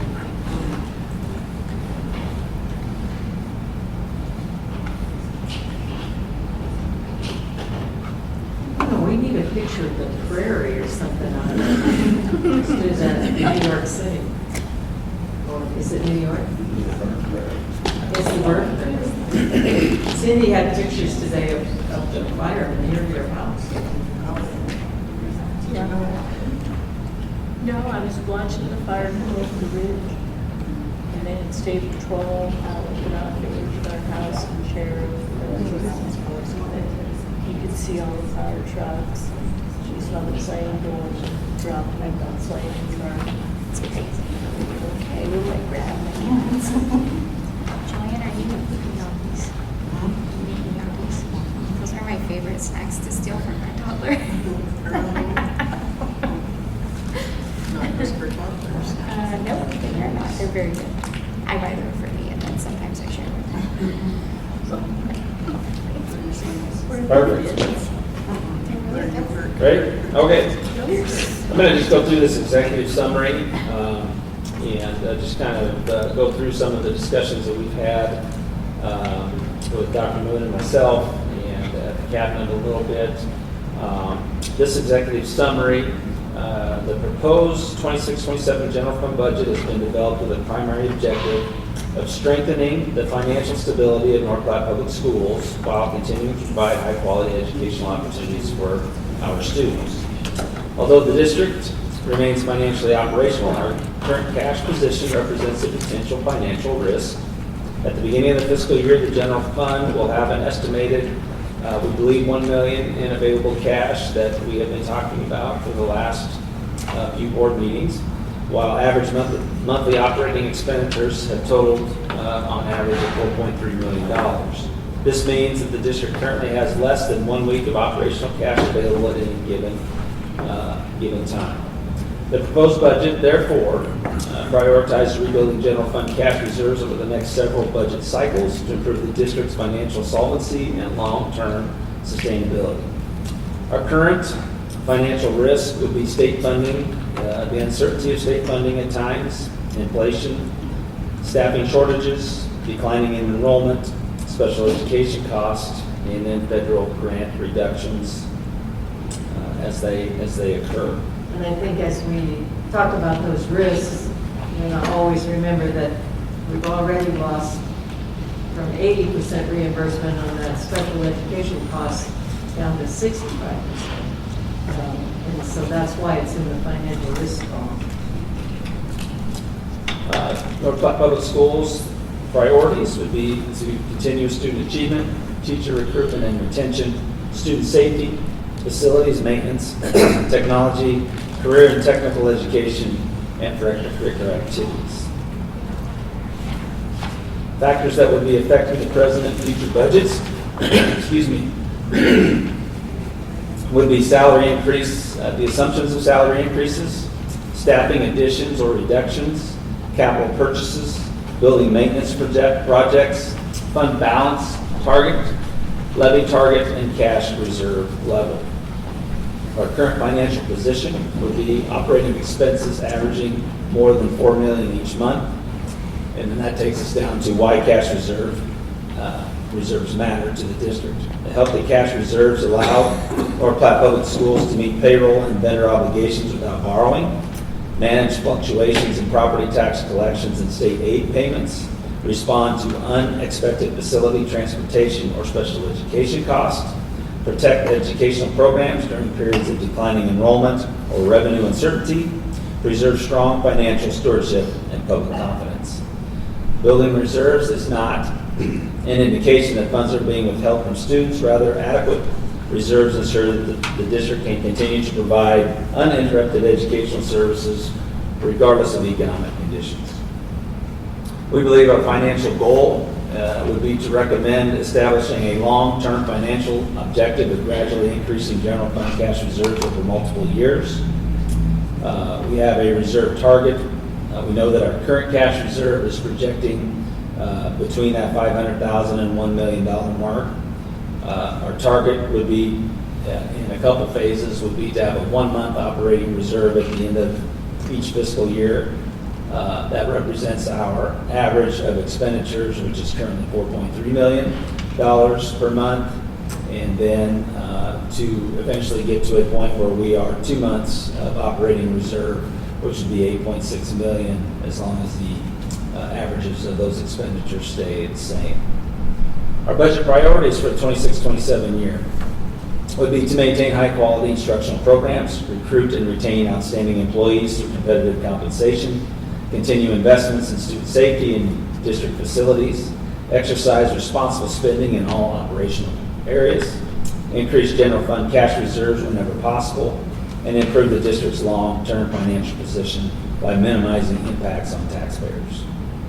Recommended strategies would be limiting expenditure growth to essential operational needs, evaluating vacancies and staffing deficiencies as they occur, carefully prioritizing capital purchases, maximizing available grant opportunities, monitoring revenues monthly throughout the fiscal year, and directing year-end operating surpluses into general fund cash reserves whenever feasible. As we look ahead, the financial decisions made during the 26-27 budget process will influence the district's financial stability for years to come. Increasing cash reserves is not simply an accounting objective. It is an investment in the district's ability to provide consistent educational services, retain high-quality staff, respond to unforeseen challenges, and to protect the long-term interests of our students and taxpayers. Through prudent financial management and strategic planning, North Platte Public Schools can strengthen its financial foundation while continuing to fulfill its mission of providing an excellent education for every student. So our current recommendation from the administration would be that the Board of Education adopt a 26-27 budget with a continued commitment to rebuilding general cash reserves over the next several fiscal years. This strategy will improve the district's financial solvency, enhance fiscal flexibility, and position North Platte Public Schools for long-term financial sustainability. And below that is just your reserve growth objective. Again, there's 3 phases where we currently are, or what we are estimating where we currently are at the end of this year, and then phase 1, 2, and 3 with some goals to improve our liquidity over the next several years. Next would be the 26-27 budget priorities. Again, protect student programs, maintain classroom services, support student achievement initiatives, and preserve essential staffing levels. Strengthen financial position by generating operating surplus where possible, reduce reliance on one-time solutions, and increase year-end cash balances. And then finally, to improve long-term sustainability. Establish a predictable reserve building plan, maintain responsible expenditure growth, and establish future boards for financial constraints. I'm going to move on to the annual maintenance and capital replacement needs. These are some things that we've already discussed and talked about. Looking at continuing an annual investment between $250,000 and $500,000 for just preventative maintenance and replacing infrastructure as needing and operational assets is something that we need to consider. Major maintenance and replacement needs. Again, Mr. Ayers and I keep a continued spreadsheet in regards to some of these that we've talked about at previous board meetings in regards to warranties, duration of time, and different things when there are some maintenance things that need to be planned over several years. The areas that we continue to monitor would be HVAC systems, roofing systems, interior supplies and materials, our sports complex, turf and lighting, our tennis complex has been a topic of discussion, our transportation fleet, and then again our track replacements regarding the weatherized surface that is on the track. Our capital sustainability concern, is just without a planned annual investment strategy, the risk is that maintenance needs accumulate, costs become emergency expenditures, budget flexibility decreases, and educational resources may be diverted to address deferred maintenance. So again, our recommended budget strategy would be to establish a multi-year financial plan. Our general fund stability is to build an annual operating surplus when possible. Again, increase cash reserves toward a minimum 1-month operating target. Avoid reliance on one-time funding sources for ongoing expenses. And for facility and assessment protection, allocate the needed funds for annual maintenance and replacement needs. Develop long-term range capital replacement schedules and prioritize safety, compliance, and preservation of existing assets. So that kind of takes us through the executive summary report. What I wanted to go through next would just be some budget scenarios for you to generate an outlook, some questions, recommendations, those types of things. What I've given you here is, if you look at the first column under proposed 25-26 budget, that is our current year budget. That was passed last September and what we are currently working under. I want to go from there to the scenario of the first 26-27 scenario. This scenario represents, again, more of a zero-based budget. It is continuing down the same operational path that we currently are. One of the adjustments in here that I wanted to make reference compared to the last one that I believe that you saw was in the transfer column there. I think 500,000 was what I had in there as far as the scenario last time. I've reduced that to 250,000 just for simplicity reason across the board, so we can kind of see how that looks as it ebbs and flows through that column. Can you explain, just so everyone knows what the transfers are? Like So explain what transfers that is. are anything that you want it to be in regards to if you believe that the cash balance at the end of the year represents a sustainable solvent amount, moving that forward, and there's over and above that amount, anything that you have for transfers, you can transfer those amounts to activity funds to cover some expenditures there. That the expenditures outweigh the receipts. You can move it to depreciation funds if you would like for purchases such as vehicles or curriculum or technology or even infrastructure in regards to some of those types of things. So those are what you would utilize the 8,000 code or the transfer line for. And do those require board approval, or is it like, because I mean, I see this year there's 640,000 on there. Do we know where that's going? Do we approve where that's going, or is it just transferred? We have, typically most districts will do that in August. Okay. And sometimes if you already know what those are within the budget, you're approving that and you're transferring it anyway. So hopefully the conversation tonight will, when we get to, I know in your packet I have some activity information so that we can take a look at that, and that may be a focus of transfers just based on where we ended up with expenditures, receipts, and how we need to zero out some of those balances, or the auditors will zero out those balances when they come in. And that gives the audit in October. So, but I'll show you that a little bit later. So, in that column again, you can see the cash balance.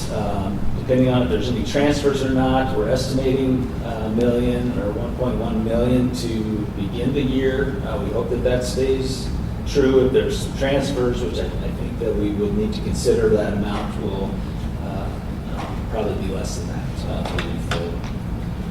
If you continue to scroll down, I know that this information has stayed the same with our receipts and scenarios as we go through that column there, and the reduction in state aid is also there from 9.1 million to basically 7.6 million in state aid. If you continue through that, you'll see that the receipts stay the same, the reduction in state aid, and a little bit with some of the federal sources ends up being a percentage change of 6.2% from the previous year in receipts.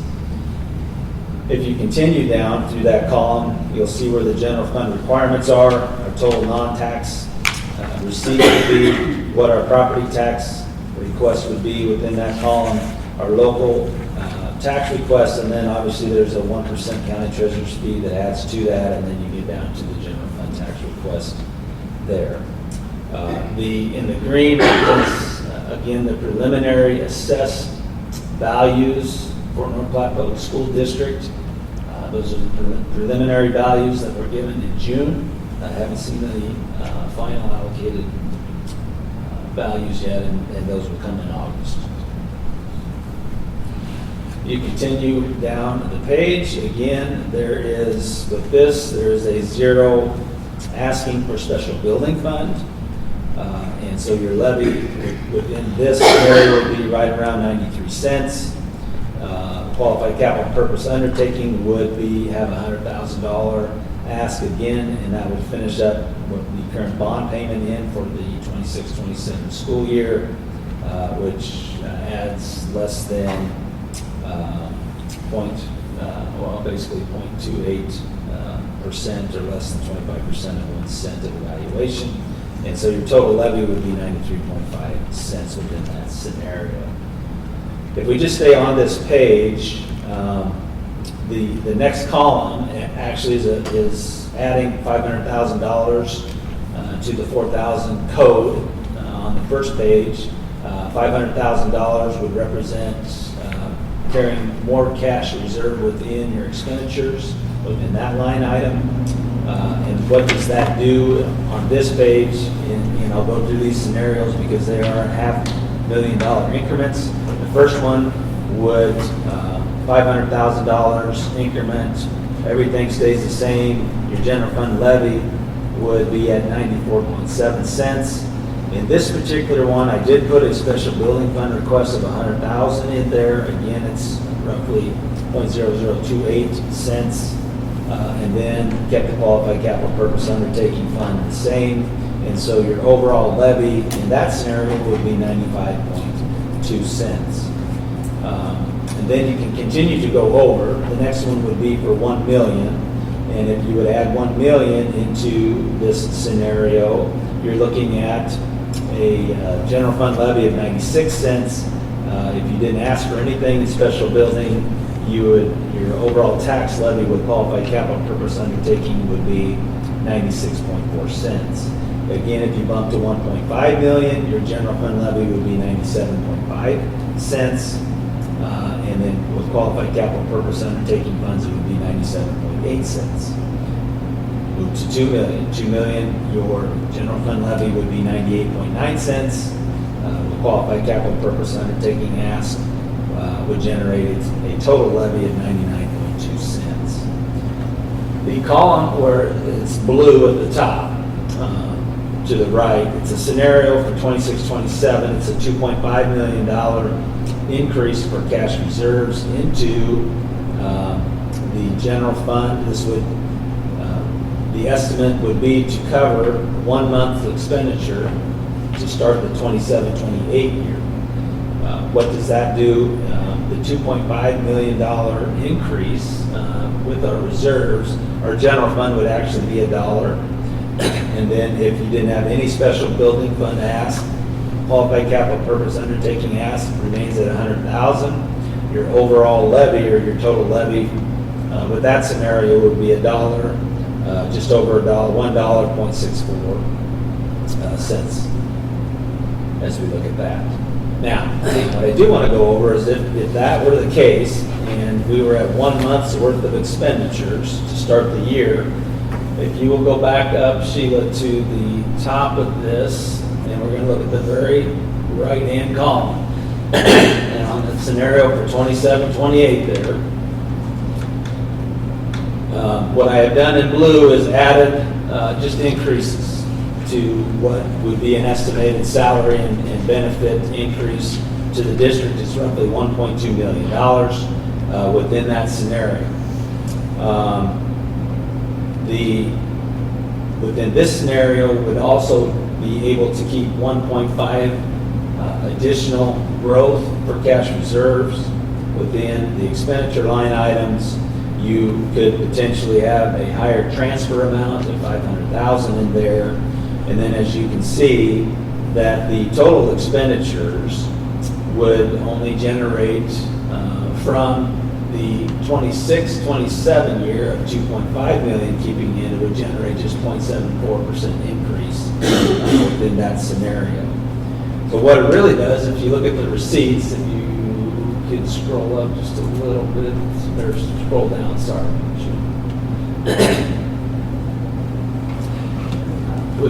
Yeah, I want to look at the cash balance, the receipts. The cash balance then, if you had $4.1 million, sorry. Right there. I think. All right, now go the other way just a little bit, sorry. We're going to be on the receipt line item. Keep going up, you just went just a smidge too far. It should be on the next page. Right. Is it not? Is it not? I thought I saw it there on the second page. Right there. Okay. Where it says receipts there. You have $4.1 million in the cash balance to start the year. Your county treasurer balance remains pretty much the same in regards to the credits that you're getting and what the treasury balance has been the last couple of years. Your total beginning balance then moves to $9.5 million after that. Those receipts are all calculated. If you continue down with your local sources and you go down to the next page, with all receipts remaining roughly the same, I did reduce state aid. So for example, in the 27-28 year, let's say we had another reduction of 1.4 million in state aid to the district. What would that mean in regards to our overall receipts? Well, if you continue down with the scenario that is presented there in a stronger cash balance on hand, keep going all the way right there, you would still have roughly a 5.6% or almost 5.7% increase in total receipts available to the district. What does that do for the district? If you continue to go down a little bit more, Sheila, right there, you could actually, a little further, yeah. I had a modest increase of assessed value of roughly 3%, and an increase there. With an increase of assessed value, you could actually go into your special building fund then and look at larger projects. You could ask for maybe $1 million in special building fund request. You can see that your general fund levy is reduced almost 7 cents to 93 cents. You would increase, if you ask for your special building fund to tackle some of the larger capital projects, it's another 2.7, almost 3 cents. That moves that to 95.7 cents as far as the levy. And then you could ask for maybe more in the qualified capital purpose undertaking fund. I put $250,000 in there. What does that do? Well, that covers APA types of things, mold abatement, any safety features, security, any of those types of things that would come along with any type of capital projects that would be that you would have. And then that would be basically 0.0068 cents to the levy. So your total levy in 27-28 would move from $1 to 96.3 cents with that scenario. At the bottom of the page, you'll notice the 26-27 projected property tax authority there. That's projected what we believe that we North Platte Public Schools get access this year. And then if the board decides they would like to vote for the additional 5% to be able to leverage your base more, we believe that that's going to be at $37,592,000 and some change. And then at the bottom there, it talks about just your levy growth on value, on 1 cent value, what that means to the average individual, depending on how much assessed value that they have. The other thing that I wanted to point out to you is just the effective levy. So when we talk about effective levy, we're talking about all of the homestead exemption school property tax credits that are a part of and what you would typically see on your tax statements. For us right now, our effective levy is about 33 to 35 cents less than what your overall levy indicates right now. And so if you were to go down each one of those columns, if you were at 93, if you were at, for example, 95 cents, your effective levy is actually right around 60 cents. A 96 cent total levy would be roughly 61 for an effective levy rate. 97 would be 62, 99, 64, and then if you were at $1, you would actually be around 66 to 67 as far as the effective levy that each individual would be responsible for, not the full levy amount when you have those tax credits coming in. So that's what the effective levy rate would be.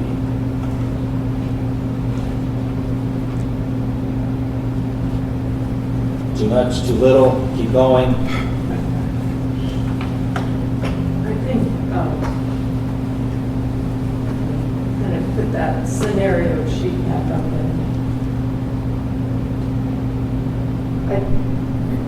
I think from my extensive length of time here, the biggest issue that faces the district right now is the fact that we really need to get to the point where we are fiscally sound. Because we have we're all the year long, we're borrowing from all of our other funds. Well, what that means is that we don't really have a depreciation fund. We really don't have a special building fund because we can't spend it. Because if we spend it, we can't borrow. And so we're really just using all of our savings accounts to get through the year. And then at the end of the year, hopefully we can pay it back. But if you look in some of the great materials we've got here, some years we couldn't pay ourselves back and we started out in the hole.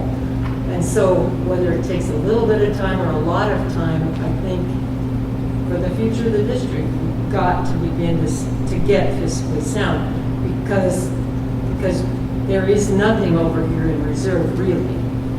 We use it every single year. We can't put a roof on, we can't buy a bus, any of those sorts of things. Because if we do buy the bus, we've got to go to the bank and borrow the money to make payroll. And so I know it's going to be a hard decision in where we set that levy, but even having 1 month's reserve at the end of the year only carries us a few months because there are times during the year when we have borrowed $6 to $7 million just to make payroll. And it's sort of like what I would say in a real life scenario, you know you're in trouble when you're paying your rent and you're buying your groceries and you're paying your utilities on your credit card. It's really, really hard to get back from that particular situation. So there's nothing in the bank for a difficulty. And all those difficulties come along, they just pop up. It might be a change in state aid. It might be, when I was at Auburn, we had a flood, and they abated all the taxes for that land. Well, all of a sudden that money wasn't there, and we didn't have any cash reserve. And what we had to cut was heartbreaking out of what happens to kids. So, you know, it's hard to say that's that much money in the bank at one time during the year, and having that cash balance, but we just have to get there. Somehow we have to begin to reverse that because the borrowing isn't new. We've been borrowing for a while, which means we haven't had a depreciation fund or a real special building fund for any of those projects when something happens. And so as Kim has provided these scenarios for us, I think we have to figure out some way to at least begin to turn the corner and go in the other direction. Now, we've come a little ways this year. We may end the year with some money, maybe $1 million, maybe $500,000, depending on the transfers. But I think it's the hard place that we are in right now when it comes to the budget. Took a look at, in order to get so that we didn't have to borrow money, we put that in terms of programs, and I'm not even going to say that out loud. But, well, I will say it out loud. Okay. Then, if you cut every single administrator in the district, every director, every coordinator, everything like that, it's $3 million. It's half of what we're short. And so it takes a lot of cuts. Like 7 million would be almost 70 teachers. We couldn't do that. There's no way we could do that and still provide services. So what I'm asking you as a board to do is to think about which one of these scenarios can we do to help us turn the corner to do the right thing for the district. And it won't be easy, but the mill levy doesn't have to go very high. Now, the other thing we haven't even talked about yet is that because we haven't approved the 5%, we may not be able to do these scenarios anyway, because you have to consistently vote for that extra 5%, even though we're not going to use it, or you don't have the authority to tax for it. And so I think we've got a lot of discussion ahead of us in terms of doing all the great things that are in this report, but we are at a critical point. And it's a good time to have an interim, because, because I can say. But I think, I think that there's a lot of, and I think it's really important that the district has, over the past years, continually watched the budget and not increased the budget and made the cuts that had to be made and taken a strong look at the budget. And every single one that you started with was maintain a fiscal responsibility. You don't spend a lot of money you don't need, you don't start projects you can't finish, and those sorts of things. You look at every line item and say, maybe we could cut a little bit here and a little bit there and all of that. But we've kind of gotten ourselves to the point where now we're talking about big money. And you have to continue to be fiscally responsible, and you have to begin to say, we've got to build towards the future. Have I given my lecture? That's the fourth time I've heard that. I know I've heard it today several times. So I will say, Dr. McDonald, I appreciate that you pose this as a partnership, because I think what is a struggle from the board seat is there is a lot of trust involved in approving a budget. So we may say, and for instance, last year, I think one of the only things this board probably met consensus on was approving a budget that prioritized putting money into cash reserves. And that was a big conversation that we had last summer. That's how we landed on a budget that we ultimately approved, was because we had took a budget where we felt like we had cut some things that could be cut, and we added back in prioritizing cash reserves. But with that, we're then, once we approve that budget for the rest of the year, we're trusting everyone else in the district to spend according to that budget, so that at the end of the year, that money is there to have in cash reserves. And that's a really hard thing to do, because during that year, you've got new board members come on. I mean, a year goes by, some people don't even remember the conversations they had a year ago. And so then you're coming up at the end of the year and you're going, oh yeah, that was what we said we wanted in there. And you're hoping that that's the case. And what I would like to point out, and I shared this with you, Dr. Moon, in our conversation, is never once, if you have a spending problem, does throwing more money at the problem fix it. It doesn't. You have to change the culture and the mindset around spending first before you can work on building anything up. And I think that's the unfortunate hard process that we've gone through as a district. But if you look at the historical data here, in the last couple of years, you've seen a 12-cent decrease in levy, but you've seen a $5 million swing in beginning reserves, which tells me that having those hard conversations and really being able to look at what is important, what could be cut, what needs to stay, what's priority, that has put us in a place of being more fiscally responsible. I would not have said we were fiscally responsible when I came on this board 4 years ago. We weren't. I think that if there were not people that were willing to hold the line a little bit when it came to budget, I think we would still be at $1.08 levy, and I think we would still have hardly any money in cash reserves, because I just think we would have kept spending it.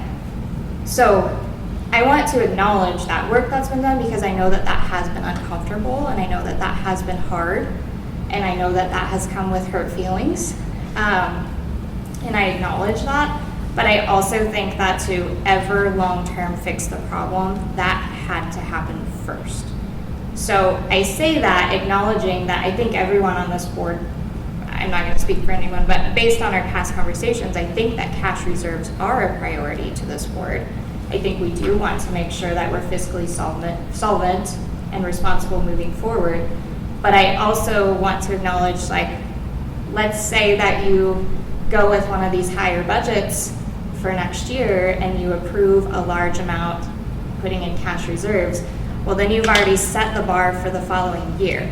And maybe that following year, you're not putting $2.5 million in cash reserves, but now you've jumped your budget clear up here to where our taxpayers are going to be stuck funding this elevated budget that was designed to fix a problem right here.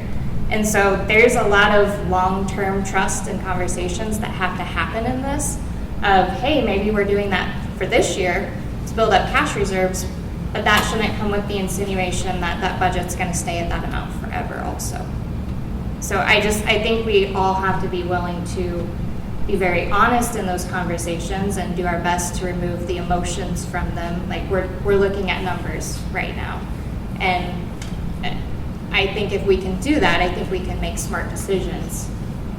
But I want to be clear that those are some of my thoughts going into it and some of my hesitations and questions that I'm probably going to have. And I think that last column there really shows exactly what you said. If we can do this, we can go back down, and be more stable. And that's a really important column, I think, that you've added there on that end. I think it just provides you with some flexibility. I mean, if you didn't request special building again, and you didn't request qualified capital purpose undertaking, your overall levies going to be right again around 94 to 93 cents. And you still have the cash reserves moving forward with that scenario. So, but again, that's also without any unexpected things happening. Like for example, this year we had more contract students. We also had more charter buses that we needed to utilize because of some different scenarios that took place, and those ended up being pretty expensive ventures throughout the course of the second half of the year. So I mean, just those are examples that to be prepared for. You want to be prepared for. So. $1.6 million reduction in state aid. Which is significant. I think the other thing that's really interesting to me is the chart there at the bottom that, I feel like as a taxpayer, if I had a $300,000 house, I'd probably be willing to pay $30 extra a year to see to it that my community has a great school. And I think that puts it in perspective a little bit, because it's hard when you're talking about mill levies and census and all that little 9.64 and all that sort of stuff. It doesn't really relate to, it's a little bit like the school lunches. You raise the school lunches by $9. That's a lot different than, it feels different there. Now, if you have a piece of farmland, that's a little more significant. But then you have a piece of farmland too. And I don't know what the average house in the community would cost. What do you suppose it is? It's pretty expensive 300? here. 300 probably, yeah. This is a pretty expensive place to live, though. The taxes here are as high as anywhere in the nation. Well, you've got a community of people that have had several years in a row of 10% valuation increase year after year. And so, I mean, when you look at it as a 1 cent, yeah, $30 is not that bad. But if you're adding that $30 onto what was already a $300 increase this year and $400 last year, I mean, those numbers start to compound quite a bit. So it just depends on where people have seen those fluctuations and their valuations, probably how they feel about that. Well, I'm sure the valuations have been really high because they have been everywhere. Yeah. Other questions about where we've been so far? No, I think I like all the various scenario type things that are there. Going back to the enrollment type, it gives it that we discussed. There's a lot of information here. There's a lot of data here that we again need to look at and study, before we make basic statements about things. So this is very good. I can tell a lot of work again went into this, and I appreciate that, Dr. McDonald. But we also have to look at the fact of why we are here, and that's to do the best for the students of North Platte Public Schools. And so that also has to be taken into consideration. Absolutely. And I think that's why we're doing it, is, we will provide the information to you so that you can make an informed decision moving forward. I mean, so that's just the way it is. Obviously, we'll have a recommendation at the end of the day, you're the ones voting on the budget, so. Well, and I think it is important that we take all of those, the enrollment conversations and those kinds of things into consideration, because especially if we're looking at the potential for needing to add teachers, then that's going to be something that's definitely going to affect our budget moving forward. I want to say that one of the things that Emily and I probably disagree a little bit on is that I think that the district has always tried to do things in a pretty fiscally responsible manner. I think one of the things that has been a little bit of a challenge for us over the years is that we've had so many changes in leadership that it's made it difficult to kind of control some of those things. And so I'm hopeful that obviously I'm in the last part of my term, and I won't be returning, and so I won't have a lot of say in what happens beyond this year. But I'm hoping that the boards that replace me and replace us as we move forward, that they consider some of those things as far as changes in leadership too, because I think that has it has more of a impact than just fiscal too. There's a lot of things that it affects, and so hopefully we'll be able to come to some sort of consensus. I know we will. We usually do. So we haven't had Sooner or later, you have to do it. Yep, we have It's to. a process. We have to get there. So, but and I hope. I guess the other thing too, just as Emily was talking, is that there is a lot of trust that goes into these kinds of these conversations too. And I know just in some of my conversations with different administrators around the district, we've been making a lot of. They're always really good to work with whatever we give them. But I start to get to a point, and I've mentioned this last year, I mentioned this the year before, I think we start to get to a point where eventually it's going to affect students if we don't start making some changes. And so hopefully we'll get this figured out in a way that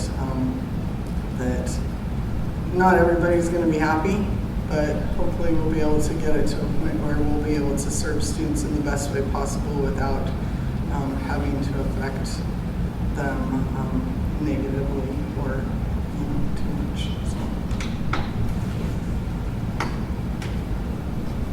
The next slide actually that is just on some historical data. It was Mrs. Eric reached out and wanted some of this information, and so this is we went back into the system from 2019 on, and again, it's just for your information. You can look through that, but it's where the beginning reserves actually where the annual financial report from our auditors started. So that's what those beginning reserve numbers are. And then you can see the receipts, expenditures, what was budgeted for reserves within those particular years, what your levies were, and then go to the right, again, starting in the 24, 25, and then the 25, 26 is your effective levies with all the property tax credits that take place. And then underneath that is just all of the codes that we use that broke out all of the expenditures within the codes. So you have the code within one column, and then clear to the left is what those codes represent as we put budgets together. And then the very bottom is just an example of state-funded property tax credits and how they reduce to the individual taxes that are paid, and what that means with the effective levy that is now come into the conversation at the state level. This is an example, again, a 95-cent levy. If you have a property tax credit, it might be 18 cents, and then your property tax credit of 4 cents, you're effectively reducing that by 22 cents, so the individual will be responsible for the effective rate of 73 cents. In this example, on the very bottom there, I know that that's black and white within your packets, it's colored. That's the 25-26 for North Platte Public Schools. Nebraska Department of Education and the Finance Department, they send out a spreadsheet of every school district, and this is what North Platte's was in 6, what the levy taxes were, what the levy was, and then it shows you the property tax credits from the state, and then goes into the net tax for property owners and the effective levy rate of 59.7 cents there. That's an example. Can you, Dr. McDonald, explain what the budgeted reserves column is? Is that just a number that's set, like, we hope that money goes in reserves, or what is that column there? Because it doesn't seem to match up, like, when I'm doing math across, so I just wondered where that was pulled from. Yes, I think that, that was a request. I think you requested just what the reserve was, so that's what those reserves were within the budget. So in those particular budget years, that was what was indicated in cash reserve. Cash reserve is not cash reserve that the district has. Right. The cash reserve line item is specifically dollars that are within there that you're hoping takes care of the district in low receipt months based on where the district is. So if you may have a cash reserve that you put in there on the expenditure side, but then your receipts may be higher or lower that affect the tax. And if you miscalculate on the receipt side of things, or you overcalculate there, well, then all of a sudden it counts against your cash reserve. So when I was mentioning that we had to balance budget authority on the receipt side, that one year was 2.7 million, and actually the cash reserve item was 5.3 or 4 million. It actually counts against that, and you essentially only have 2.5 million in there, which is half month's worth of expenditures. And the more you do that over time, and the less receipts that maybe come in from the district itself, from the patrons, who is paying and who isn't, that's how that affects that cash balance moving forward. Okay, so that wasn't necessarily, it's not a real number. It is just what was in the budget. Okay, Yes. because if you look at like beginning reserve and budgeted reserves, your brain would be like, well, okay, the year that we were negative 1 million beginning reserve, but we budgeted reserves for 6 million, the next year you shouldn't also still be negative 1 million in beginning reserves. So you're saying those were budgeted as reserves, but not actually reserves. Right. Okay. It's not what you have on hand at the beginning of the year. Yes. So that first column of beginning reserve, that's actually That's what the was on actual hand number. Okay. at the beginning of those years. You could change that heading to cash balance or beginning cash balance. Yes, okay. And then is that, so I know, and I've had a couple people even ask me this question about, let me find the right page, about the county treasurer balance. Is that, so explain, just so everyone understands what that money is. And is that supposed to be counted in our beginning reserve balance, or is that separate? How does that? That's actually the receipts that you're receiving in September to start the budget year. Okay.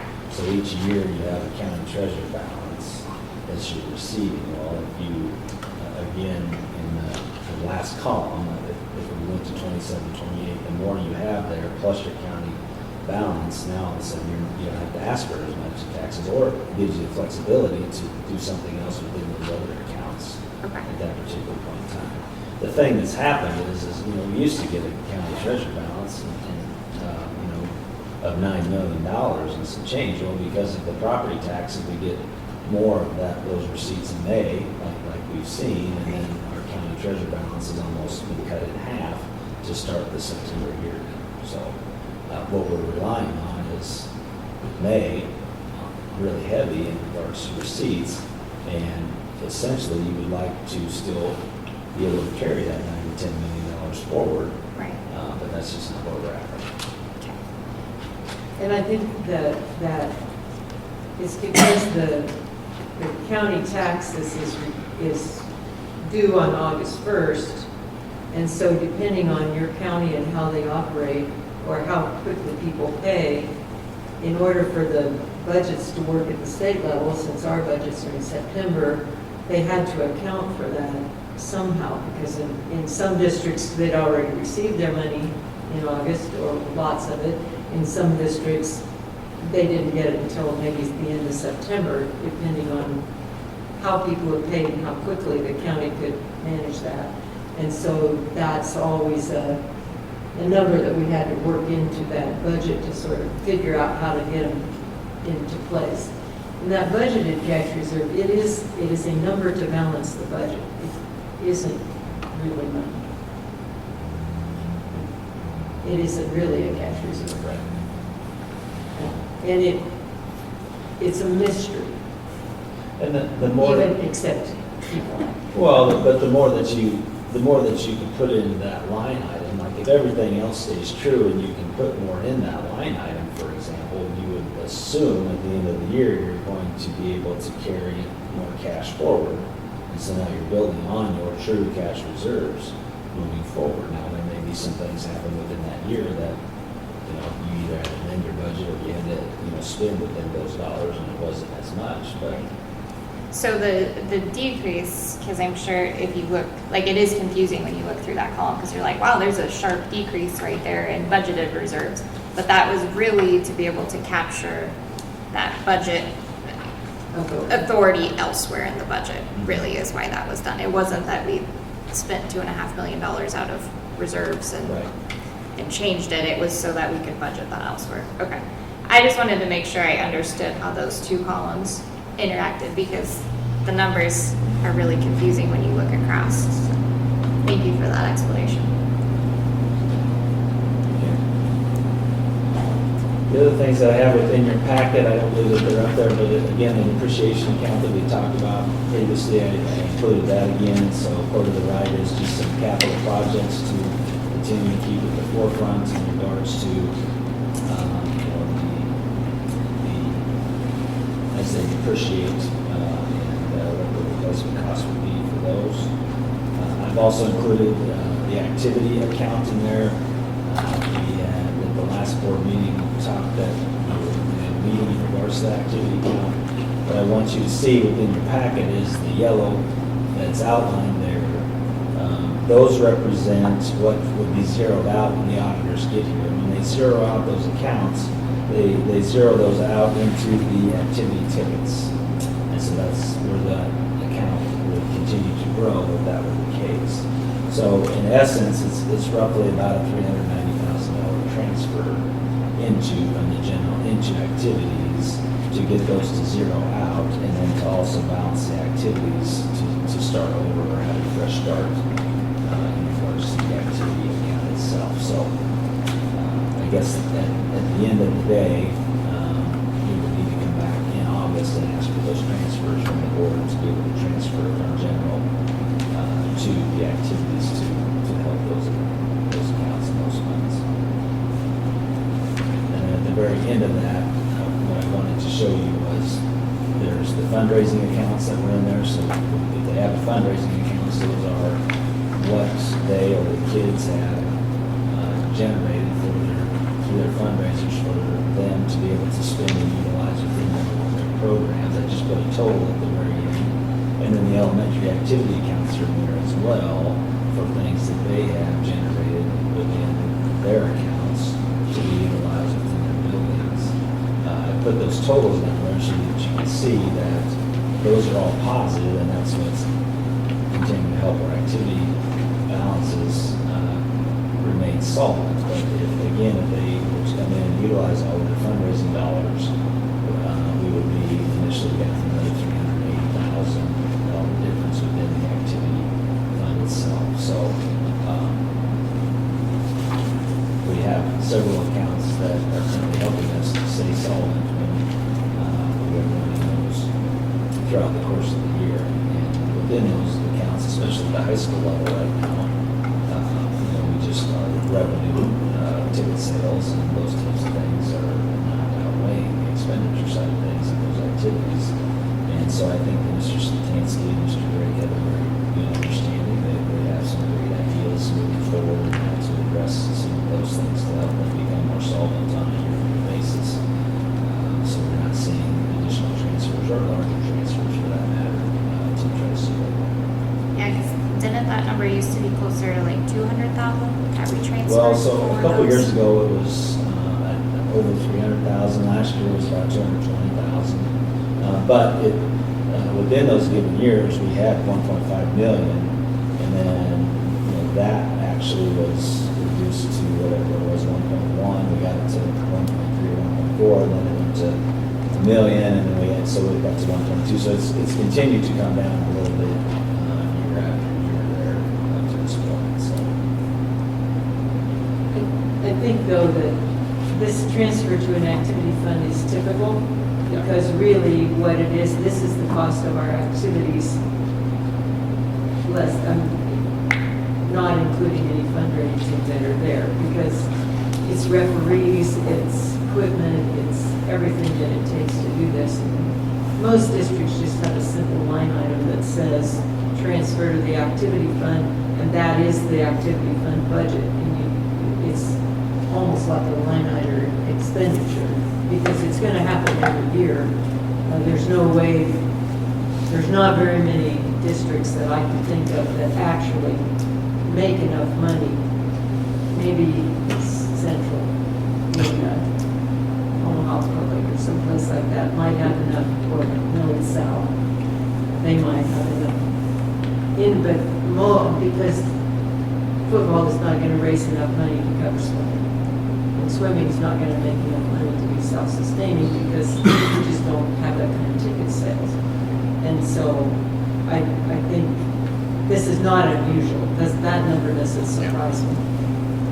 I think I'm going to say an unpopular thing, but nobody warned me that I should keep thoughts in my head and not say them out loud, so here it comes. But I struggle with that a little bit, because I do think that there is opportunity for us to do a little better in this area. And some of this is just coming from things that have been brought to me, but part of it is my own experience also. Like, I'm the neighbor that if any kid knocks on my door and is selling a coupon for a fundraiser, like I buy 12. Whoever knocks on my door, I buy one because I'm a sucker. But when I'm doing that, I am assuming that those dollars are going towards running the program. And what I often find doing claims audit is sometimes those dollars are used for those things, but sometimes $500 is spent on a pizza party or those kinds of things. And as somebody who donates my funds to those programs, that's not really the premise that I'm donating them on. And so it is a little bit frustrating, because when those things are questioned, often the answer is, well, that came from their fundraising account, like that's a free pass to spend it however. And I guess I don't view it that way. I don't think it should be a free pass to spend it however. Like when we look at our priorities, which I really appreciated this document, so I want to thank you, whoever put this together. This is very great. But when we look at our priorities, like I think the order of these priorities is really important, and student achievement, teacher recruitment, student safety are at the top, and extracurricular are important. So I'm not dogging on extracurricular. Like, I was the kid that did all the extracurriculars, but I also just think, I don't know, we spend a lot of money on them, and it seems that there's probably some opportunity to do better there, whether that's sending less coaches to out-of-state or out-of-town things, whether that's looking at our parameters of where we're purchasing meals on the road, whether that's buying uniforms a little less often. I don't know what those things are. I just think that there's opportunity, so I don't want us to dismiss it and say all is good here, which I don't think anyone is doing. I just think that it does warrant a deeper look into it, because that is a lot of money. I mean, $381,000. You're looking at 3.8 teachers that we could hire with that same amount. And I'm not saying that's what we should do. I'm just saying, when you start comparing things, it's good perspective. Last bit of information I had was just on vendors for the year. There was another request, that was just in your packet for you to look at vendors. I think that all of that usually comes to the things out, but that is the full scope of up to this point for the year. So if that interests you, you're more welcome to look at those numbers. So Are these credit card purchases also, or just that we distribute checks this to? is Everybody who paid that vendor, right? Okay. I think there's a couple that I know, looking at them, are not right off the top of my head, but I don't want to call them out in a public meeting Well, you know, just necessarily. email me, I can email. Okay. The entire board will have my meeting. Because this is probably the vendor report. Out of the system. This is what came out of this system.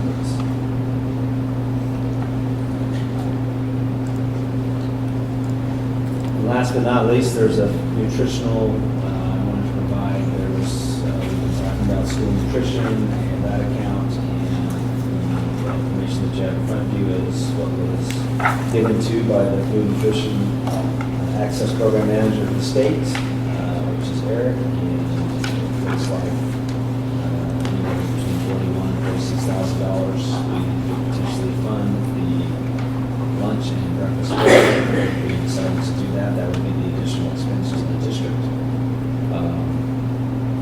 We know that over the course of the last 3 years, we've seen accounts that haven't been paid. We'd like to take the staff this year as the opportunity to look at our policy, follow our policy for alternative meals with negative balances, and work within each building to help with that communication, and then provide communication where we can more often in regards to programs and applications that are available to families for the free and reduced aspect to that program as well. So I just want to give that information.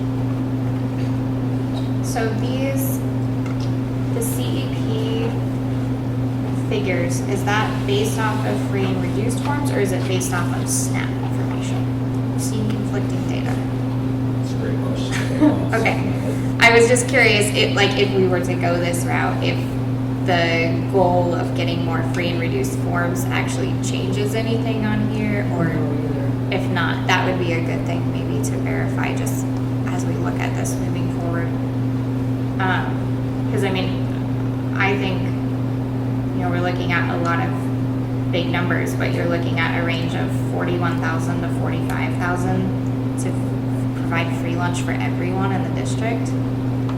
I am 100% certain we've spent 45,000 on things that have way less impact on students. So to me, I think that should be a serious consideration that we make.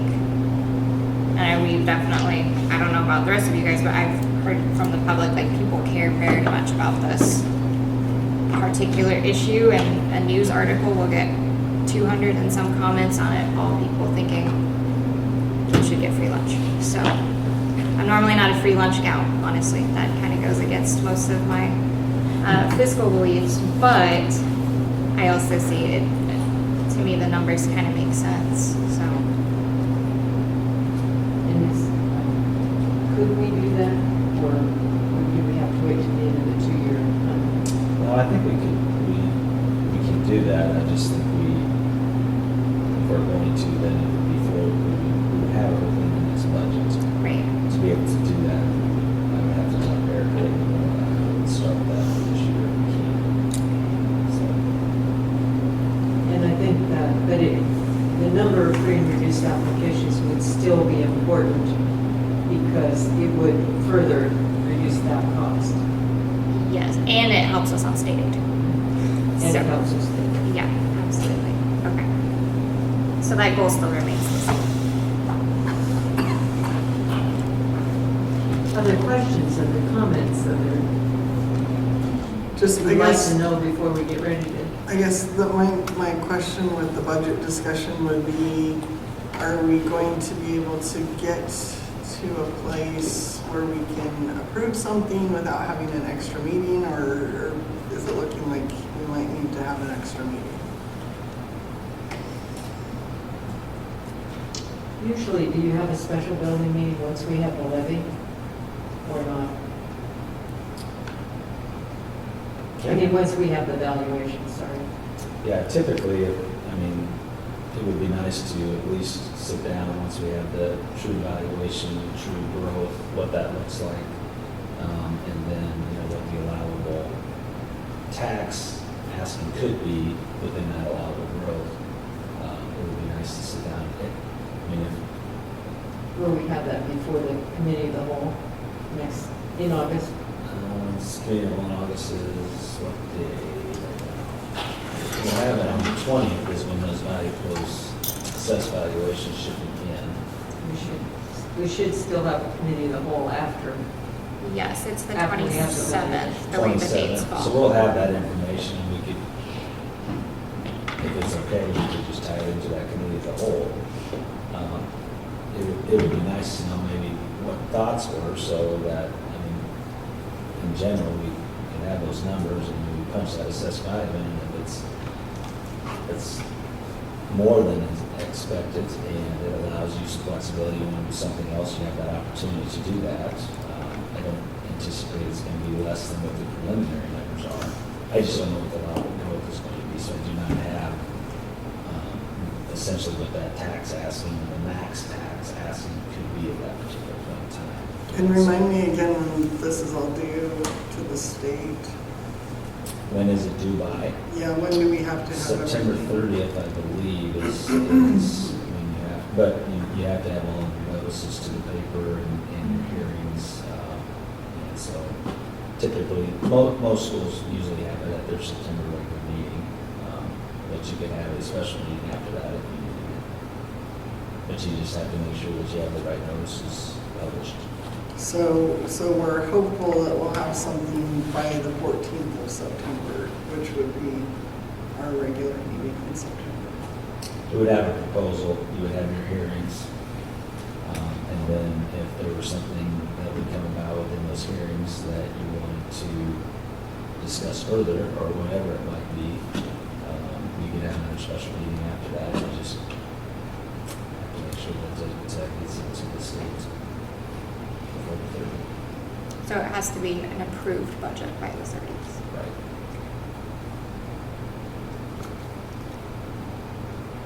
It's possible that even if you had something, you could probably even use the September committee of the whole as the meeting to approve the budget.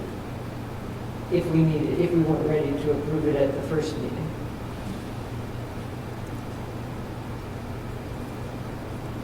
A lot of districts have a second meeting in September only because they only have one meeting a month, so then you have to have a special one, but we have two already. So. My only thought with using the August committee of the whole is we pulled a lot of things from tonight's agenda so that it could be focused on enrollment and budget, knowing that those would both be very in-depth conversations. So the only thing I'm a little hesitant about, and especially if we pick back up on the enrollment conversation, is how full that agenda is going to be. I would imagine the other people around this table don't want to be here till 9 or 10 at night. So that would be my only thing, is I don't know how I much would say time. that, I'm sorry to interrupt. No, you're fine. I don't think we probably need to talk about enrollment until after we get the budget set, because those are long-term discussions about what might happen. So, but having that information before the budget discussion was really important. Yeah, it kind of framed the discussion appropriately. I'm okay with whichever way the rest of the board wants to go. If you're feeling like we should schedule an extra workshop or something, I am totally fine with that. Well, it would have to be after the next board meeting. After the next, I'm basically unavailable until the 10th of August, so. Which doing it before the 20th wouldn't be ideal anyways, correct, Dr. McDonald? Because that's when we actually have real information. I mean, I think talking budget beforehand is very appropriate because our budget shouldn't be dictated by valuations. That should be a separate prioritization. But when you start looking at actual levy amounts and projections, you have to have real numbers. Yeah, so the 20th is a week ahead of our committee of the whole meeting. So to squeeze in an extra meeting in between there is going to be a little bit tricky. Yeah. I think that you'll have some programs and presentations, but honestly, once we get to the assessed value and those types of things, I'm going to punch that into the scenarios and say, hey, here's where we are at with these scenarios, and then hopefully you guys will have a discussion to say what you would like to do or like to see with that budget, and then we will be able to go out and publish those notices. And generally, we're able to have that information quite a bit ahead of the committee meeting anyway, so like the Monday or Tuesday before, so that would give us some time to look at it. Because they have to certify by the 20th, right? I mean, that's statutory. September. No, to get our Oh, valuation. August 20th, yes. Yeah, so August 20th, we will have the numbers that you can plug into this. And typically, if it's, what is the 20th? Is that a Monday? It's a Thursday. 20th is there, sometimes they give it to you on that Wednesday, the 19th or whatever, so sometimes it's a little earlier, but the 20th is the day. I think maybe how we keep the conversation going is we make sure that we still have budget discussion on our regular meeting in August, so that there's opportunity, because I know how this board works. People will go home and they'll listen to the meeting and there'll be 7 more questions that people think, so it'll provide an opportunity to follow up with questions or if anyone has ideas. And then I think maybe before that meeting, Dr. McDonald, if you're able to send out, and I'll email you my concerns on the vendor list, but if you're able to send that out, because that might spark some questions too of, hey, what is this $400,000 here? And not necessarily that it's anything like that people are questioning that it's wrong, just getting questions answered. That might provide an opportunity for that. And then if we need to make any adjustments to anything before that committee of the whole meeting, there's a chance to do that. Is everyone comfortable with that time frame? Bring it back up at the regular meeting and focus on it again, committee of the whole? Okay. I think that's a good suggestion, and if we get to a point where we're not feeling like we're going to reach consensus, then I guess we'll have a special meeting in September. Anything else on budget discussion? Dr. McDonald, Dr. Moon? Board members, any other questions or any information you'd like to see moving forward? Okay, well, then I would entertain a motion to adjourn.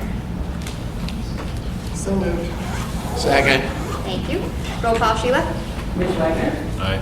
Skip Baltic. Aye. Joanne Green. Aye. Cindy O'Connor. Aye. Amanda Garrett.